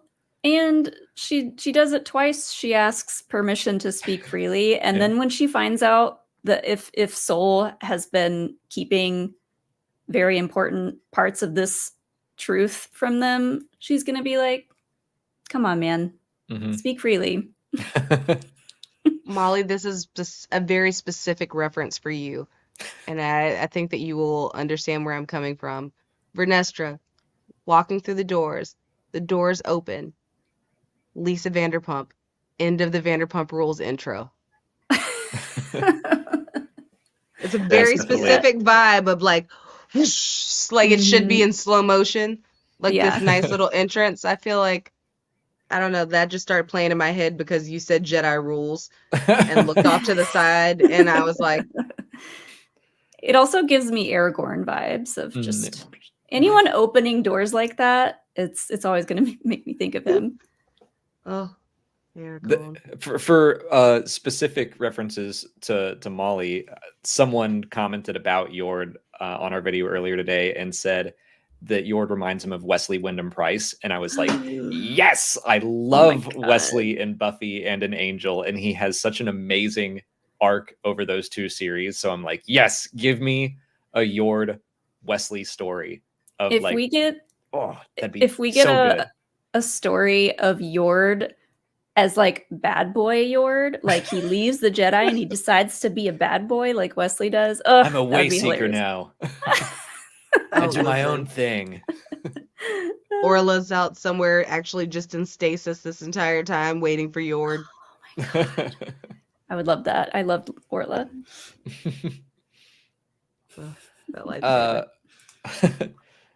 The Bald Jedi says, Selkath Nation Rise. Did catch that. There was one little Selkath, a KOTOR alien hanging out, I think, when right before Jackie and Soul go to meet Yord. It's who sells her the cloak. The what? It's the alien that sells Osha the like cloak piece. Is that? Oh, that one is something. That's something David Collins pointed out that I did not know. Oh, I thought that's what that was. The Selkath is from KOTOR. They made Kolto and like the precursor to Bacta. So Corey's datapad earlier today was like, Kolto Kings, rise up. Ringside Logic asks, is Verestra Rose a higher rank than Yoda? No. That would be my guess too. Yoda's like Grandmaster Jedi, right? Like, yeah, even at the point that Verestra was in her Jedi training, like Yoda was already Yoda, like to a certain extent. So I think like there's no way she could in turn outrank him because he's always going to have seniority. Right. Agreed. I wonder if she's on the council. She definitely seems to command a lot of respect. So I look forward to seeing, because I'm like, if she's on the council, then maybe we'll get a council scene, but who knows? A lot of people have been talking about whether or not Yoda is going to show up. So what do you think, Christina? I don't think so. I think Verestra's like our only familiar. Yeah. And even that is like a stretch and it's like ways deep. I think they're really like working at establishing like, yeah, like you have like your nods like the vow and things like that, but I don't think you're gonna see any like direct, unless you get like a holocron from Mhm. Yoda. But I don't think so. I don't know. I feel I like no, that would be like too much of a like moment for them to go there with that. I agree. I'm seeing a lot of people say stuff like, "Oh, Yoda has to be in it because he was around," and it's like, well, there's a lot of people that are around. I wouldn't say they have to be in the story because of that. And I do think it's interesting that like Vernestra is taking point on a lot of this stuff, and so I think that Jedi means we might Master not Rowe. see the council at all. Like maybe she is trying to keep this away from the council because she's like, they got their own stuff going on. We don't need to involve them. Ugh. I don't know. It'll be interesting, but I really think that's one of the ones that we like would have heard something about like a puppeteer popping up somewhere. Yeah. Frank Oz was on the set. Spotted. Speaking of the lack of the familiar, Lord Hosk says, best part so far, no Skywalkers, no Tatooine.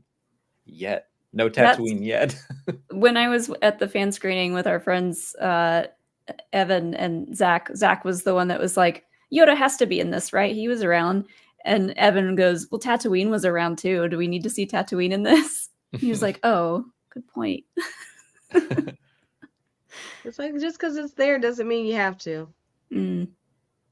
And I mean, it's nice to like have a focus other than like necessarily the chosen one or like this kind of thing. Like this isn't a chosen one, it's like a mystery of like, it is like in that space whodunit kind of sense. We're not just like trying to figure out the lineage of someone or like how that ties in. It's let's investigate now like the corruptness of the Jedi. Maybe. Here's one specifically for Christina from Caleb Diaz. How do you see the Force? Do you view it as an ocean, fire, a song? Oh no, the Force for me is music. Like it's just like there's no other way for me. Like my brain works in song a lot of the time and in poem, and it's like poetry. It rhymes. it's I like that's music's where I find my peace. It's where I center myself, and when I am trying to connect to the Force, that's where I go. I think I view it as music too. I think we've answered that question before too, but yeah, music is a good one. I think I've said that I probably would view it as like a data stream. Mm-hmm. Like you view it as an Excel sheet. Yeah. It's just binary code. Yeah. I like Excel sheet actually. That's really good. It's all connected, and if I touch this cell, it'll affect something over here in this cell. It's so neat. Yeah, that's actually really good, Molly. I'm gonna steal Alex that. gets It's mine very now. excited about Excel sheets. I love Excel. I'll bring up one more here before we let Christina go, because it's another one directly for her. We need the High Republic show back ASAP. More Christina makes everything better for light and life. Oh, thank you. You know what's really great about that is Matei Mog, who messaged me before we came onto this and says, I don't usually cancel plans for live streams, but I canceled my plans to make sure that I was here for this live stream. And so I really, truly appreciate you being here and all of your continued support. It makes me very happy. I love the High Republic fandom very, very much. I'm still here. You can still message me, reach out, and I'll just be around talking about stuff because that's what I do. Matei messaged me the same thing. I was so excited to learn that you were going to be on the show. So, dude, I'm so excited. I was it's very like I have to move a lot of stuff sometimes to make stuff work, and so the fact that it like worked out perfectly, that I could just like my husband's schedule lined up, my schedule lined up, like all of this to come and hang out with you guys and talk about this has been super exciting for me. And if you ever want me back, just like DM me or whatever. That's such a do it. relief to hear that it all worked out, because Yeah. like people are asking in the chat, like, how'd you get Christina? I was like, I don't know. I was like, I hope we can. I know she's so busy. It's like Molly messaged me. It's like, you want to do this thing? Like, yeah. Please. It's like, I would love to. And then it was like, it kind of like made it even better, like getting to kind of like even see you for a little bit last week, where I'm just like, oh, like now it's like, it's even more personal, and I love that. Yeah. Which, Well, by the way, your dress was amazing at the yeah. premiere. Padme chic.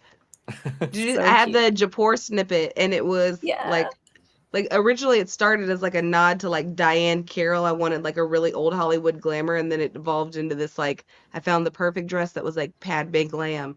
And I Mhm. was like, this is all I ever want in my entire life, is to cosplay like every version of Padme that I possibly can in various forms. So that was very much a win for me. So I'm That's glad you appreciated it. the Yeah. most stressed out I get about an outfit ever, is like, oh God, we're doing a Star Wars thing, and I gotta wear something cool. So You just just gotta like, you can work, it's like bounding. You just gotta go within the vision, find your thing that you want to go with. I'm like, shoot, Molly looked like an award. Like so gorgeous in this green dress. And I'm just like, and it's also like, I'm sorry, a redhead with emerald. Chef's kiss. Absolutely beautiful. Everything complimented. Head to toe, just knockout, respectfully beautiful. It's my secret weapon. If I wear something green, look out. you were going for kind of an Avar Chris inspired thing. Yeah. Worked out I well. just Nailed it. I love that the High Republic has such an Art Deco vibe to a lot of the designs, that I was going for that vibe. You ate that. I liked it. Left no crumbs. None. I'm so excited that you guys did have me for this. This has been like really, really fun, and I'm like now gonna go and watch the show again, because I still feel like I missed stuff, and I want to like put my phone down and like I'm just kidding. I'm not gonna put my phone down, but I am gonna like go and like probably talk junk on Twitter for like an hour. It's always fun. And please, before you go, plug anything you want coming up. If you got more actually appearances or anything at all. I'm on the next to last episode, the episode before this new episode of Actually, talking about preschool television. And you can watch that on Dropout TV. I've got another episode of Dirty Laundry coming up on Dropout. I have, can I say that? No. I have some really cool stuff in July, 2 big things in July and a big thing in August. So, I don't know, follow me and I'll tell you all about it when I can legally tell you and not violate an NDA. But other than that, I post everything that I'm gonna do on like Instagram and stuff, so go check that out. And yeah, other than that, what am I doing? Oh, I'm doing, well, yeah. Oh, yay! I have a thing that's coming out in like the first week of July, I think, with Pixel Circus, which Sage Ryan and Anthony Carboni, like that's like their baby. But we have something really cool. It's a really cool TTRPG that I'm very excited about, and I Ooh. got to wear butterfly clips for it Oh, because it's Love. late 90s, early 90s, yeah. 2000s set. So Perfection. it's full on girl power chaos nonsense with like me, Sage Ryan, Mika Burton, and Mayana Baron and Becca Scott. So if you like TTRPG stuff, that's one of my main things. And also if you want to go back and watch stuff, you can go watch Headless Sleepy Hollow story on the Shipwreck Comedy YouTube, because it's really fun. that's awesome. Well, thank you again for joining us. This was such a fun chat. I hope you enjoy your umpteenth viewing tonight. Yeah. Yeah, this will be fun. It's nice that we had you on the first episode, because then now we can just message you with our theories as we watch the show, and then we can just vibe, figuring down out the for it. mysteries. Uh-huh. And then we can also be like, I told you. I have a couple of like very big, like I really hope they come to fruition, just so I can like slide in Molly's DMs and be like, I told you this is gonna happen. If you're Can't holding wait. any fan theories back, please do send them our way. I wouldn't mind hearing them at all. Mm. I will. I like this is the only thing I want. Now that I know that the light whip exists, all I want is like that feeling from episode 2 where Yoda walks in on the cane, but it's Verestra like walking in and then all of a sudden just like goes full on ham with the lightsaber and the light whip. I need that for my soul. Mm-hmm. So I really hope they give that to me. I like that the poster has the normal lightsaber, so I feel like they're gonna do the thing where she has a lightsaber and then she'll flip the switch and switch the Oh, mode. Like, yeah, do it. yeah. Like That's that. gonna be one of those moments with when Rey does the flip. It's gonna be like one of those moments in Star Wars where we're just like, oh my god. Oh, I would pay money to be in the same room as Krystina Arielle when that happens. Like I would like just listen. Star Wars gods bless me. I would like this a lot. I'd be very happy. Well, we'll let you go. We're gonna answer a few more questions before wrapping up, but you enjoy the rest of your night. Yeah. You guys too. Thank you again for having me, and to everybody in the chat, thanks for being here. It was really nice getting to hang out with all of you and answer your questions. Talk to you later. We have a few more questions to get through, and I'm also about to go record with Triad of the Force in 50 minutes. So we'll see what we can do here, but I think we can do it. Sorry, my light's all messed up. Andrew 711 says, the High Republic era or the Imperial era, which would you hope to see take on the Xenomorphs or Yautja? I don't know what the Yautja is, so I have to look that one up. But the Xenomorphs I know, and also I'm really into the... Oh, that's the Predator. I didn't know they had a official name. Can we just say alien or predator? Yeah, then? that's what it is. Okay. I know what a xenomorph is. I didn't know the other word. The Alien Romulus trailer looked really cool, and I haven't seen it yet. It's directed by the same guy that did the latest Evil Dead movie that we watched, and it was very intense. So Ooh. I'm like, yeah, I'm ready for some more alien stuff.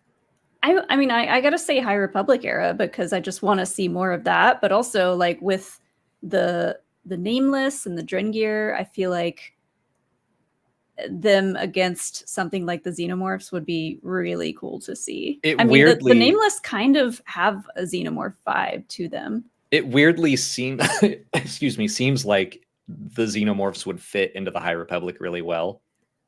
The Predator, I think I'd like to see take on like Vader. I don't think the Predator would have a chance in hell, but that would just be a fun fight.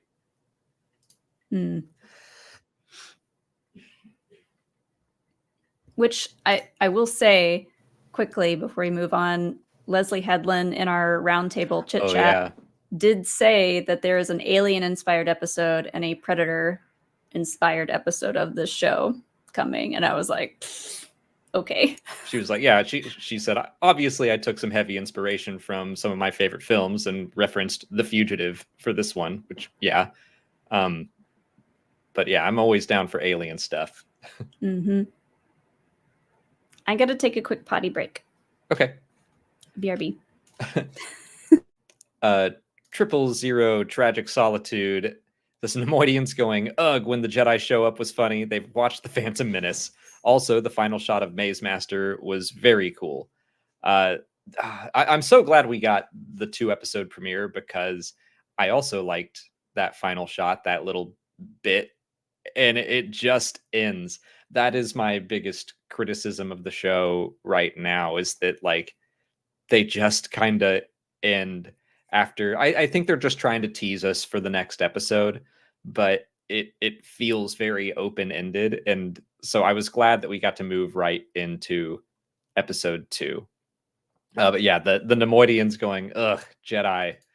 One of the funniest moments of these 2 episodes. I think my favorite joke or comedy moment was Soul asking Chimere, who's he? And Chimere saying, I thought he was with you.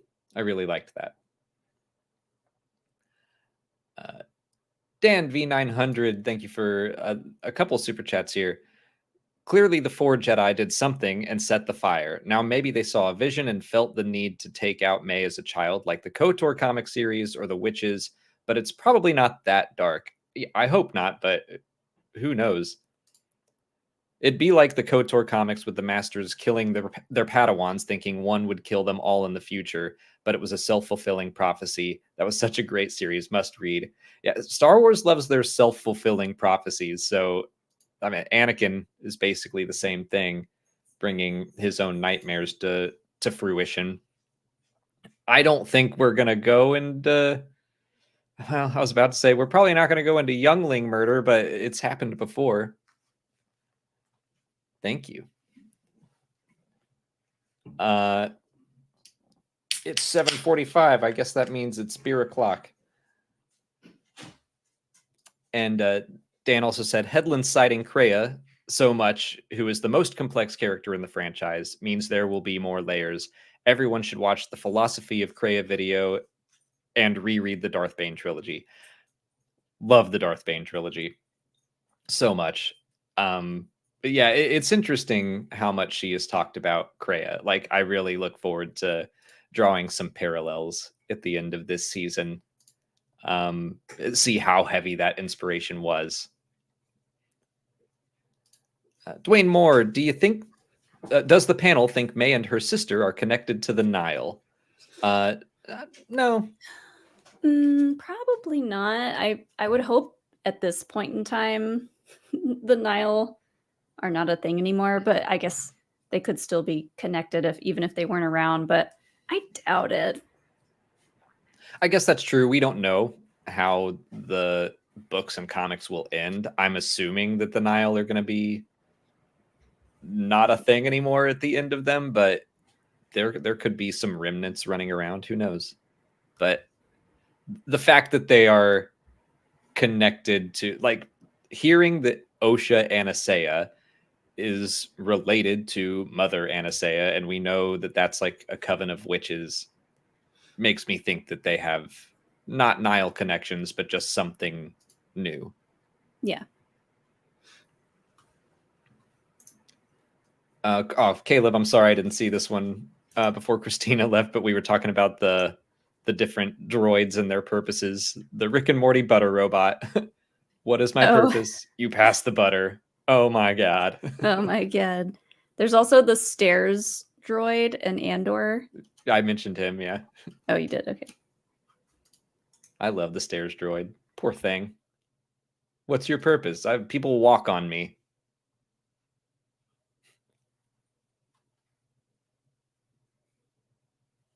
What are you doing over there? I was going to let you read one, but you were I'm typing. Sorry. Oh, okay. I had my mic on mute. I was typing. Let me. I'll go ahead. Yeah, go ahead.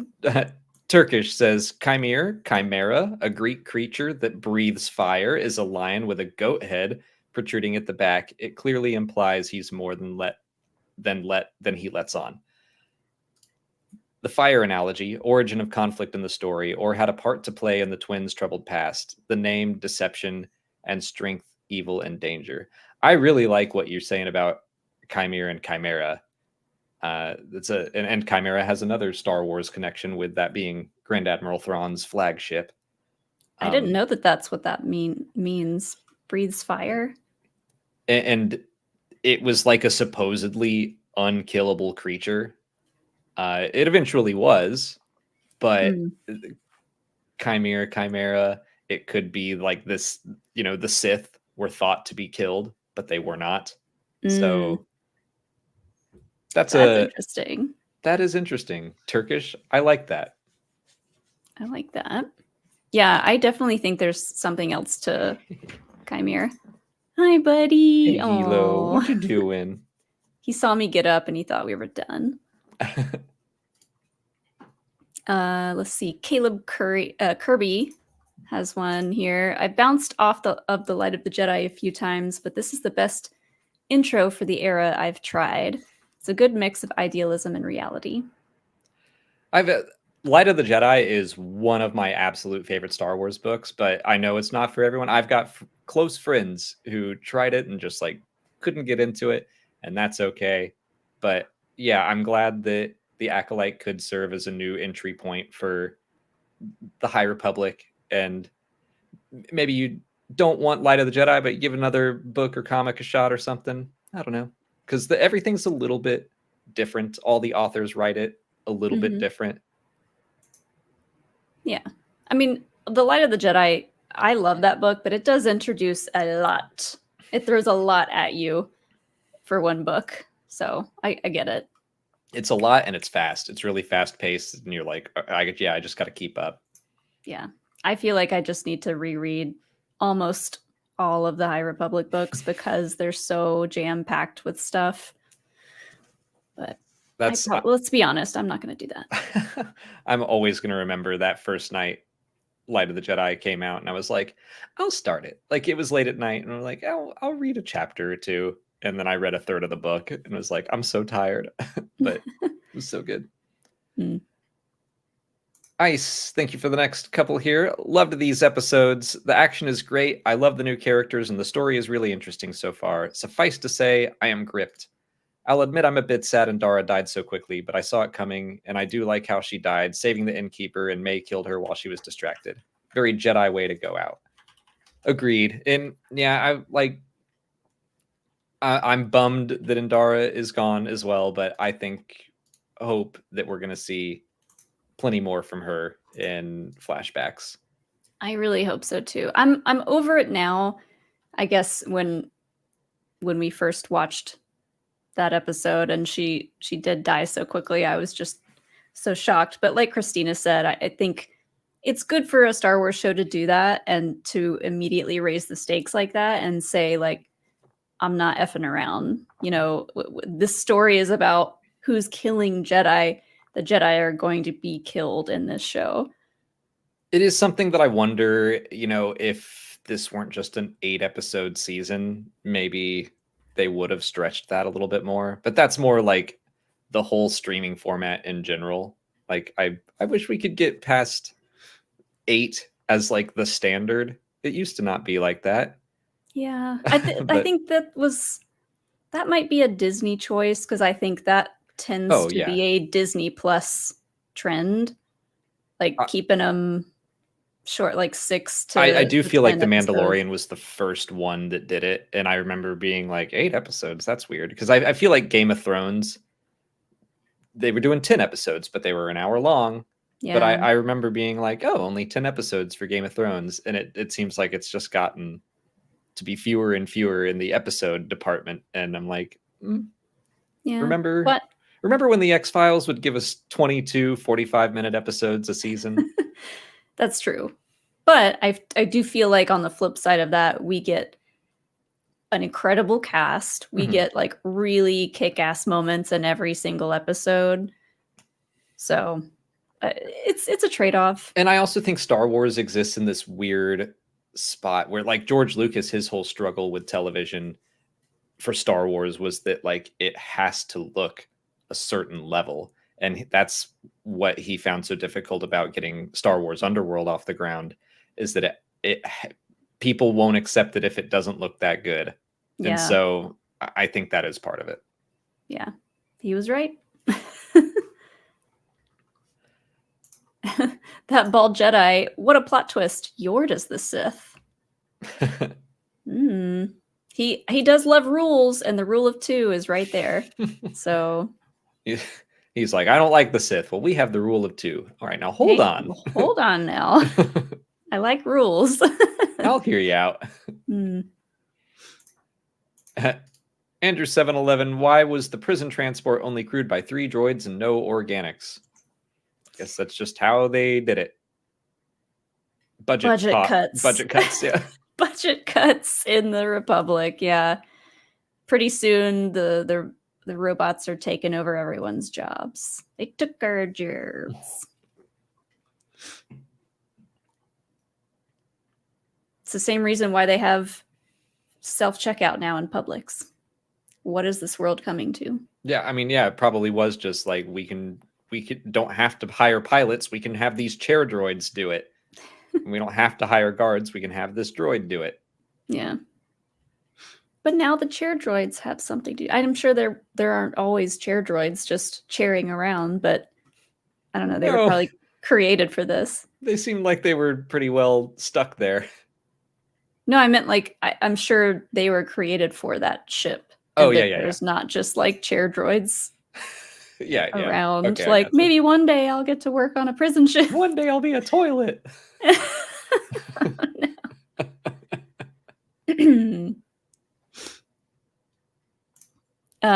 Patrick Langley has the next one. Am I the only one who thought the beginning was exactly like Kill Bill? The unfinished business line, the dagger being thrown to the heart, and the horrified child makes me want to watch Kill Bill again. I mean, Leslie's been saying from the very beginning that this was going to be Kill Bill meets Frozen. So it's been a while since I've seen Kill Bill, so I guess I wasn't really thinking about those connections, but now that you mention it. Yeah, I hadn't really thought about it either, but yes, it did feel very, I mean, like, she has not been shy about expressing her cinematic influences. And so, yeah, it did feel a lot like that. Yeah, when she brought up Fugitive in our roundtable talk, she was like, I mean, yeah, we really ripped it off. It's the Fugitive. So she wasn't trying to like sugarcoat that. Esteban Benitez asks, why did Osha let May leave? She knew she was alive and had time to sort through her emotions. It's not like she's killing her, only stunning her. I think that I got the sense that she did let her leave. And so that's just a mystery that we have to wait to find out. I agree that it seemed like she missed on purpose and then shot again to kind of make it look good. I don't know. Yeah. Well, I think it was because of Soul. I think Osha thinks that maybe Soul is trying to get to May first before she can to make sure this cover up happens. Interesting. And stays covered up. So she thinks she has to let her sister escape so that she can get to I like that. Because she thought she was dead this whole time. Mm-hmm. And now that she knows she's alive, she's like, I got to get to her first because I want to know what she has to say. I like that. And if the Jedi get to her first, who knows what will happen or what she'll say or what she will be allowed to say. Okay. Right. And it's not that Osha doesn't trust Soul. She just may not know his full intentions quite yet. And like you said earlier, Soul had that line of like, you can't go after your sister. You're too full of emotion right now. And she's like, okay, well, I'm not a Jedi anymore. You don't have to use that talk on me. I don't need your permission. You're not my master. Yeah.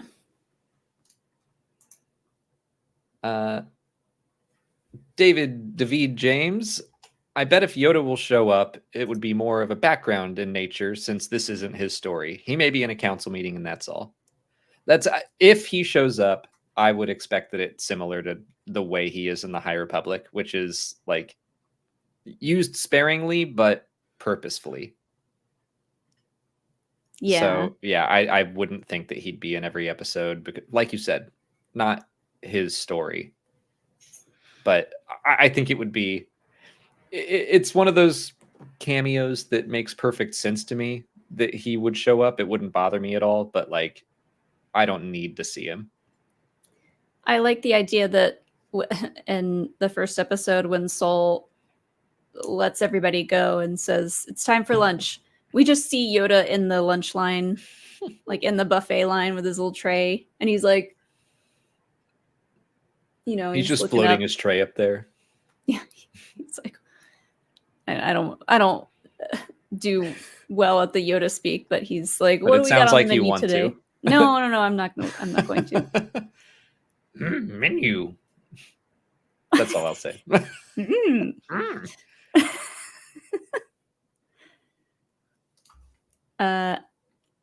Ice, thanks for the next two. Christina's the perfect first guest for this one. Agree. I will let her know. There's definitely a reason that I was like, oh, she'd be great. Sol is definitely the standout character for me, followed by Osha and Jackie. Lee Jung Jae is absolutely stellar. I think he's crushed every scene. I agree. I think his acting is so on point, and a lot of very subtle things about the way he's portraying the character. I'm loving it, and I'm loving that he took this role. The best part about doing like the episode reviews is going through and getting the images from the episode, because I basically just scrub through it almost frame by frame, and I pull out any image that I'm like, that's just a good striking image and I like that. And doing it that way, I catch so many more subtle moments that I didn't, even watching it like 3 or 4 times or however many times we've seen it at this point.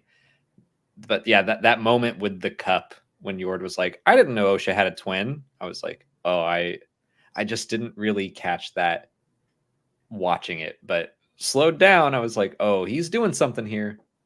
That man's acting. He's like drinking, and then they say that line, and he kind of like. It's a small thing, but I'm like, he's made a choice. That actor is doing his job, and he's doing it well. The actors are acting.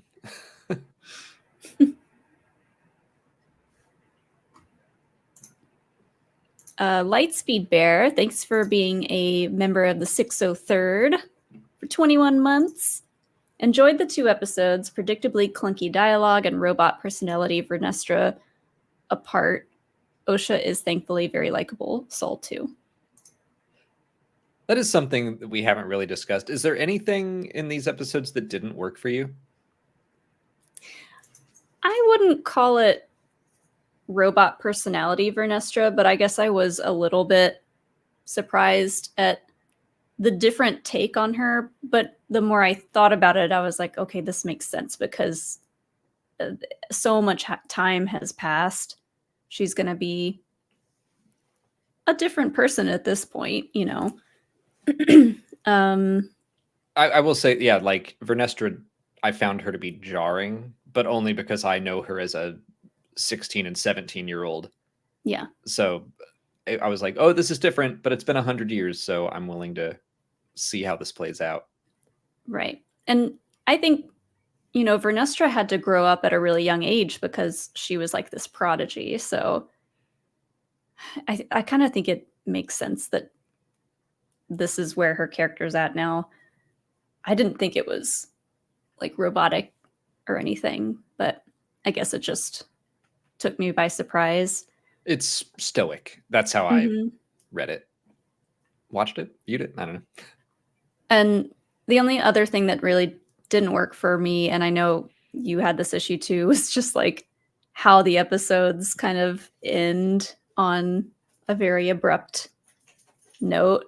But I think that might just be how these Star Wars shows end, because a lot of the other ones had kind of abrupt endings. It just feels like this would work better as a really long movie or like a 2-part movie or something like that.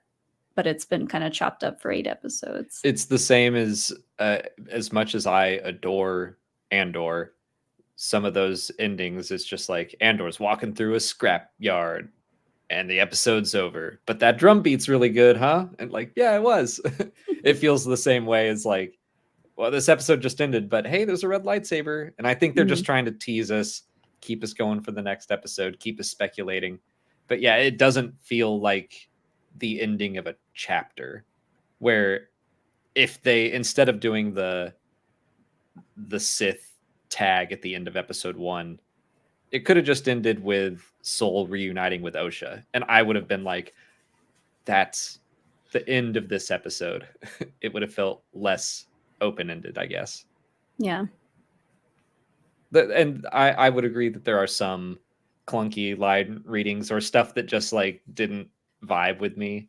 I think that Indara saying like, yes, my child, I'm like, that's just not how I would be as a Jedi, but that's just me, I guess. I can't think of too many times where the Jedi have been like, my child. So I don't know. There's like little things like that, but nothing that ruined my experience. Yeah, I mean, nitpicky things Mhm. is really all that it is. But I again, I it's just I said this in my review, but I don't like the term mech. I'm just like, we can say mechanic. I don't know. I people have we pointed out it's can, but probably should we? yeah, I don't know.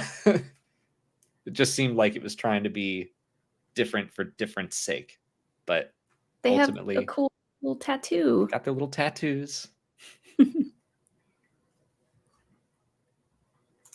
I think it's all right.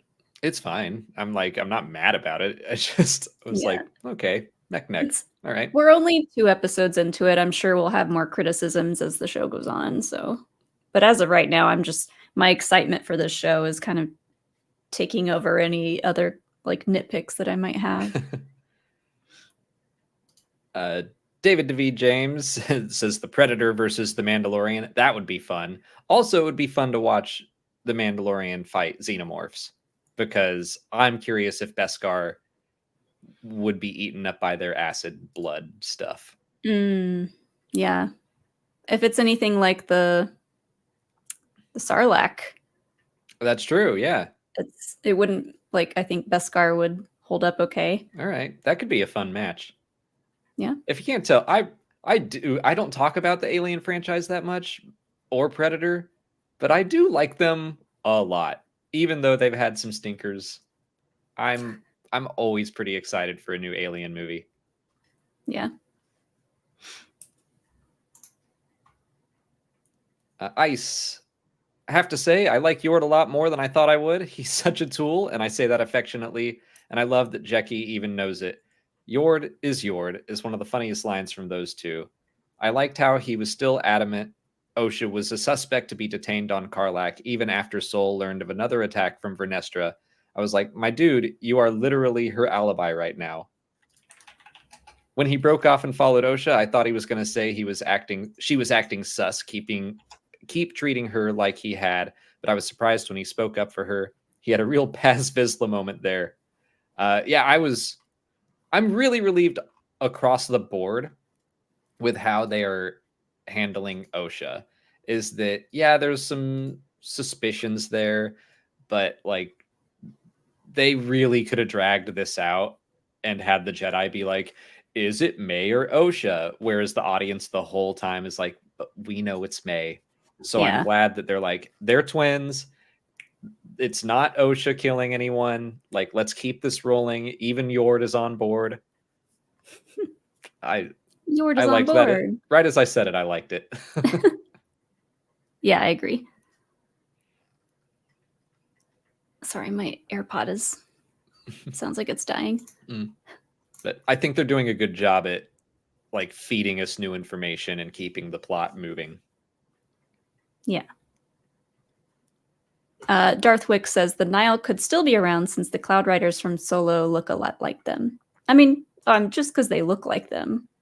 We have talked about that before. And I do kind of like that idea that these marauders who were a terrible scourge in this one corner of the galaxy, they were almost wiped out. And then, you know what? They like turned it around and they actually became a force for good. Who knew? I think that's kind of fun. Yeah. Francisco Gios, when May's master first appeared and lightens the saber, he had a reflection on the water. My first instinct, he still has his own master. When May's master appeared and ignites the saber, he had a reflection on the water. My first instinct, I don't know what you're saying about the reflection part. Unless you're saying like maybe symbolic of another Sith. Something like that. We've talked about the idea that whoever Darth Teeth is, who we're lovingly calling, that they could be the apprentice to a master somewhere else that we don't even know about yet. I think that's a strong possibility. So this sounds similar to, and this is something that Leslie Headland has talked about in that interview publicly with Dave Filoni and her, where they were kind of interviewing each other. she basically said what an acolyte is, and it's like Asajj Ventress. Dooku had a master, but wants to set up some options for his own apprentice so that they can kill Sidious and take more power. That's what the Sith do. So Ventress, I think, was an acolyte, and May, I would assume, is something similar. That whoever Darth Teeth is probably trying to get some options going so that he can become the master and take on his own apprentice. It's very much like the Darth Bane trilogy, where Darth Xana, when she's like, I think I'm done with this Darth Bane dude, starts to look around for her own apprentice. And I think Darth Bane even finds out and gets kind of mad at her because he's like, you're supposed to kill me on your own. Like, he's the Yord of the Sith. He's like, I set up rules and you're supposed to murder me by yourself. That's just how it goes. Lord Hosk says, what does Katie Sackhoff say if Plo Koon shows up? She would be like, I knew it. There he is. I knew he was going to be in one of these things. We have seen a Keldor in the trailers. I don't know if it's Plo Koon or not, but maybe. We'll see if he survives. That'll answer the question. Yeah. I'm sorry. Herrera, Tumasayan, thank you for the super chat and the question. I like how Yord is definitely a symbol of the ego of institutions and believing they're above privacy of beings because of their righteous positioning. The character is a whole ass narc. Okay, the juxtaposition of those two lines, like, so eloquently written, and then that character's a whole ass narc. Well done. But a damn adorably naive one. Yeah, the vindication I felt when I saw the Yord horde forming on Twitter and people like rallying around this character, and it is all because he is a dork and a narc, and people can't wait to see him fall apart as he learns more. But I felt so vindicated because I felt like the only one who was really excited for Yord after learning about him a little bit. I mean, it doesn't hurt that they showed him shirtless. I think that helped a lot of fans form the Yord horde. Sure. Whatever it takes. Mm. Boy Scouts need more fans.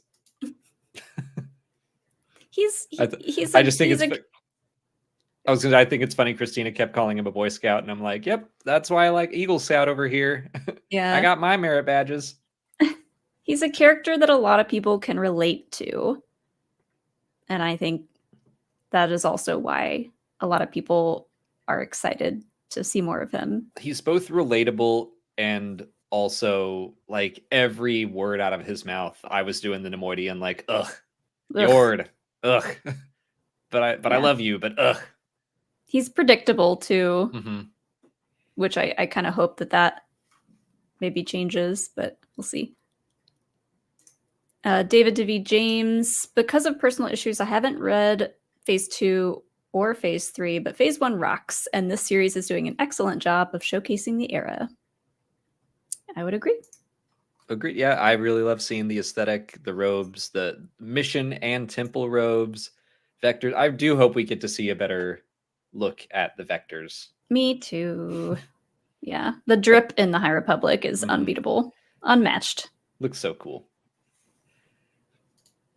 Turkish, do you guys think the Dark Force user could be a non-Banite Sith apprentice like Darth Venomous from the Darth Plagueis novels? So basically, is it someone that doesn't strictly fall in Darth Bane's lineage?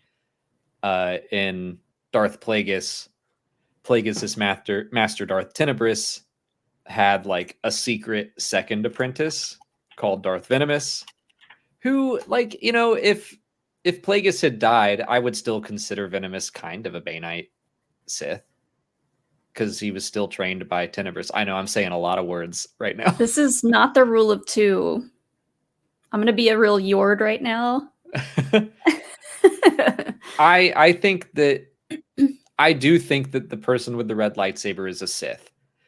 And I think that instead of going down that avenue of like, let's really complicate the Sith lineage and stuff, I think they're probably going to keep it more simple because I think the fans want to see the Sith of this era. I do. So I want to know. I want to know who these two Sith are.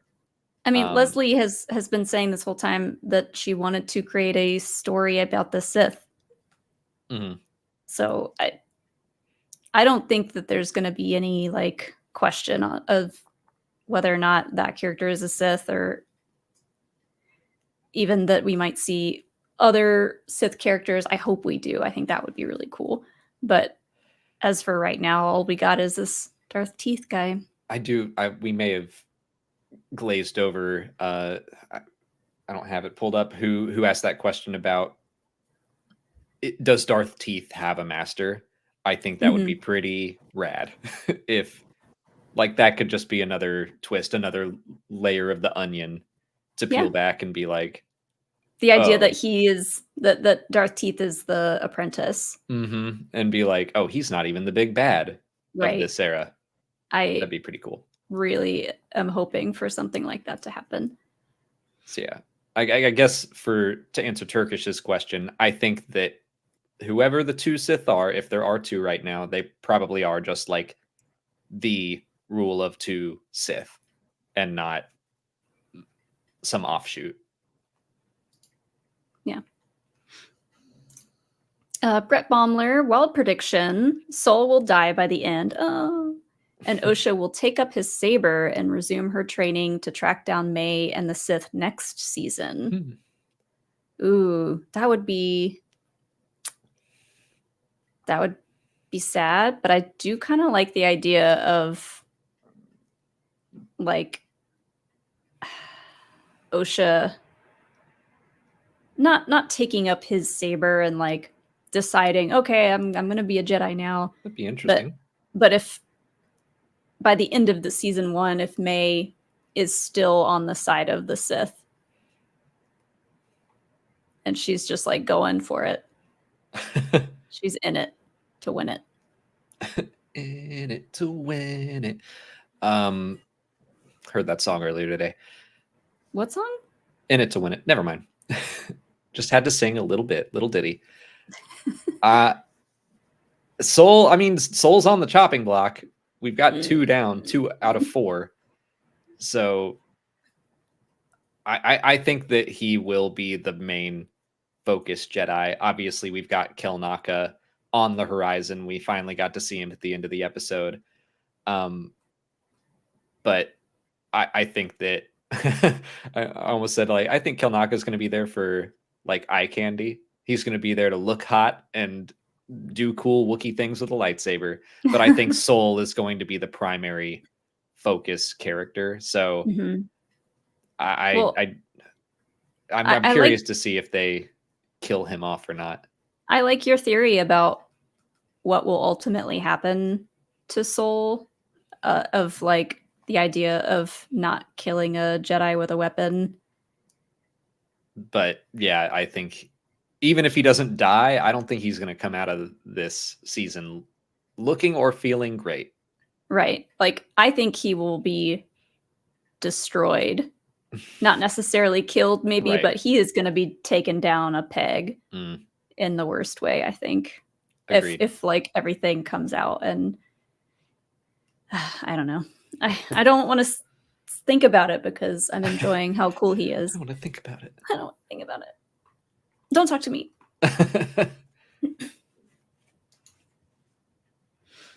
Esteban Benitez, thanks for another one. Small knives more deadly than lightsabers.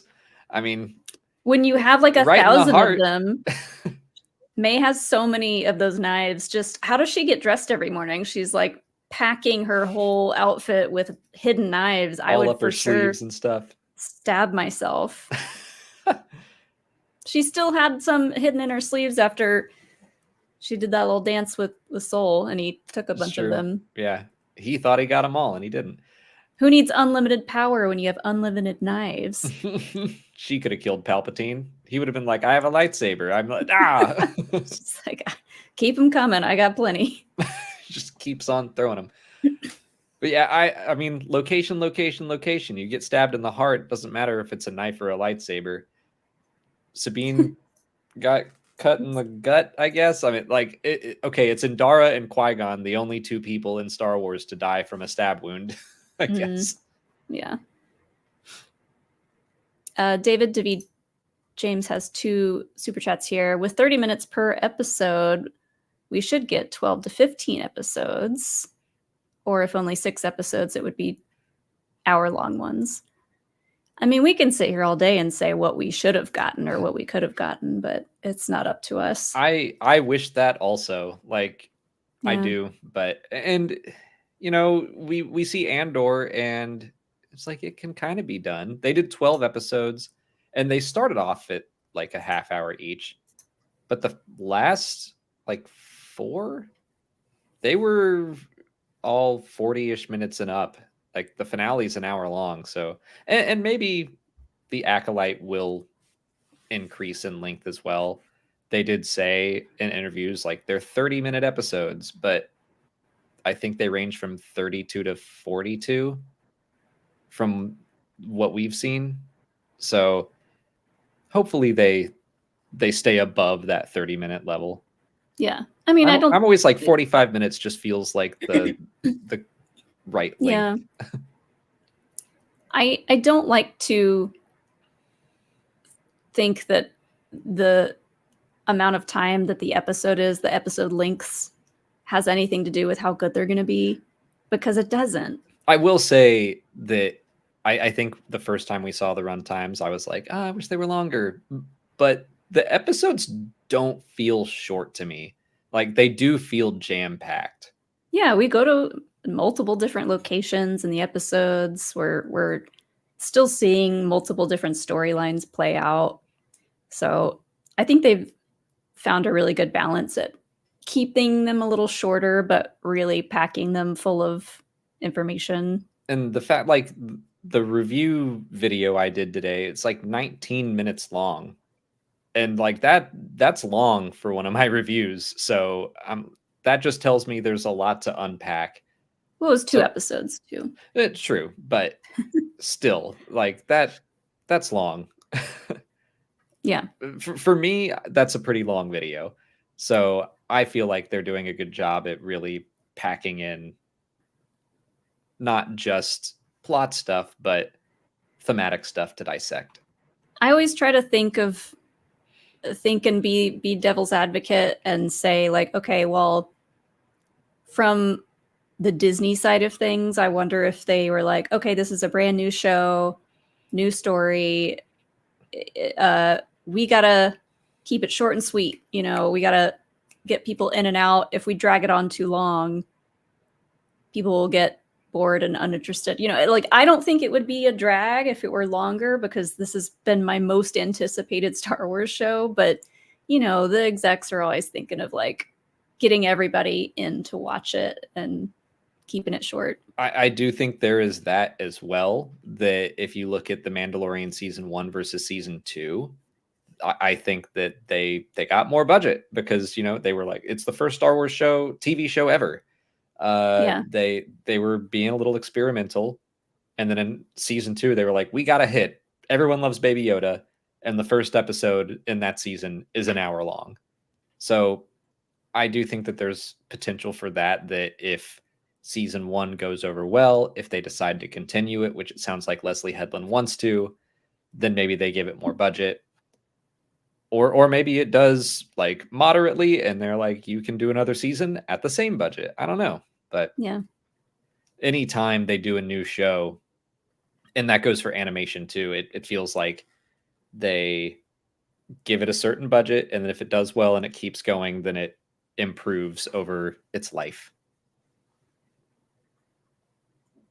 But Mace Harris has the next one. Thank you. Do you think May can be redeemed, or will Osha or Master Soul have to kill her? Well, it's Star Wars, so anyone can be redeemed, except for Palpatine, probably. But I think May, can be. I mean, from what we've seen, she hasn't gone full Sith yet. Like, even if she's tapping into the dark side, I brought this up. It was actually in our reaction today, but I said, Verestra should know a little bit about a Padawan or someone learning to use the Force, going to the dark side and then having to learn to come back to the light after that. That happens in Verestra's first book, A Test of Courage. So Verestra knows a little bit about that. So I think everybody else in that time period around the High Republic time would say, yeah, there's always room for them to be redeemed. So far, we've seen May kill one person and encourage someone else to unalive themselves. Heavily encourage it. We can say she killed 2 people. We'll just go with that. And even then, it's like, if Darth Vader can be redeemed, May can be redeemed. Like, as far as we know, I think she probably has some rage for a good reason, and she just needs to be helped through it. And right now, she's going the wrong way about it. And because it's Star Wars, it's very exaggerated. Like, she's killing people. That's bad. But, like, she can be brought back. Yeah. Star Wars is always going to be about hope. So we got to leave a sliver of hope for poor May. We don't even know the full story yet. Right. John Burrows, thank you for the next one. Every time you critique the end of the episodes, I hear Dennis from It's Always Sunny in my head. And this goes on and on for back and forth for 90 minutes or so until the movie just sort of ends. Yeah, we need to sort of ends. I kind of want to pick that show back up. We stopped watching it for no real reason. Probably just because we were busy. I don't even remember when we stopped watching it. It's been so many seasons ago. I remember Dee being pregnant. I remember Mac losing the weight and getting buff. That's the last that I remember. And I couldn't even tell you any specifics. Like, I remember their high school reunion episode, which was funny. And then I remember a little bit beyond that. But sometimes I see like TikToks and stuff from the show and I'm like, it's a funny show. We should get back into it. Yeah. I'd be down. We need, I always like having a silly comedy show to watch while we're actively reviewing new Star Wars shows, because I just need something like silly and stupid and fun to switch to switch my like It's Always Sunny is the opposite of Star Wars, so yeah, maybe that's a good thing we could pick back up. But that's why I loved Righteous Gemstones so much, and we blew through that, and now we're done with it, and we have no more to watch, and I'm sad. Another show with like so few episodes. Their seasons are so short. Come on now. Come on now. Patrick Langley, thank you for the next question. Darth Jaws, like an evil shark force choking people. Darth Jaws does sound more menacing than Darth Teeth. I'll say that.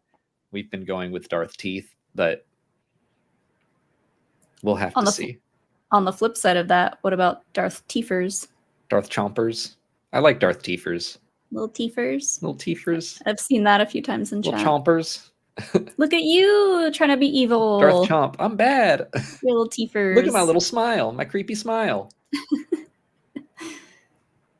Someone told whoever that Sith is that they should smile more. And that just really set them off. And they were like, all right, I'm doing it. All right, I'm evil now. Don't ever say that to anyone. Brett Baumler, my idea for Darth Teeth's name is Darth Venomous. What do you think May's Sith name will be? Darth Pyrus? Darth Knifey? Darth Knifey. I like Darth Pyrus. Ooh, Darth Blaze. Darth Blaze it up. Darth Blaze, Darth Match. Like something, Darth Match. Something fire related, maybe, if she indeed was the one to start the fire. I'm looking Darth at Fuego. fire synonyms. Darth Fuego is kind of Darth Incendus. Incendiary. Yeah, I like that. Or it could be like a a witchy name if she's from that witch coven. Yeah, that's true. Darth Cauldron. That's come up before, I think.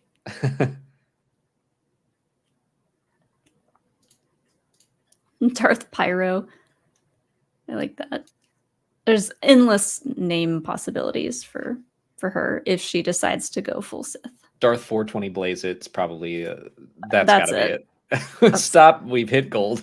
We've done it. Call Leslie. Tell her Is it too late? We got it.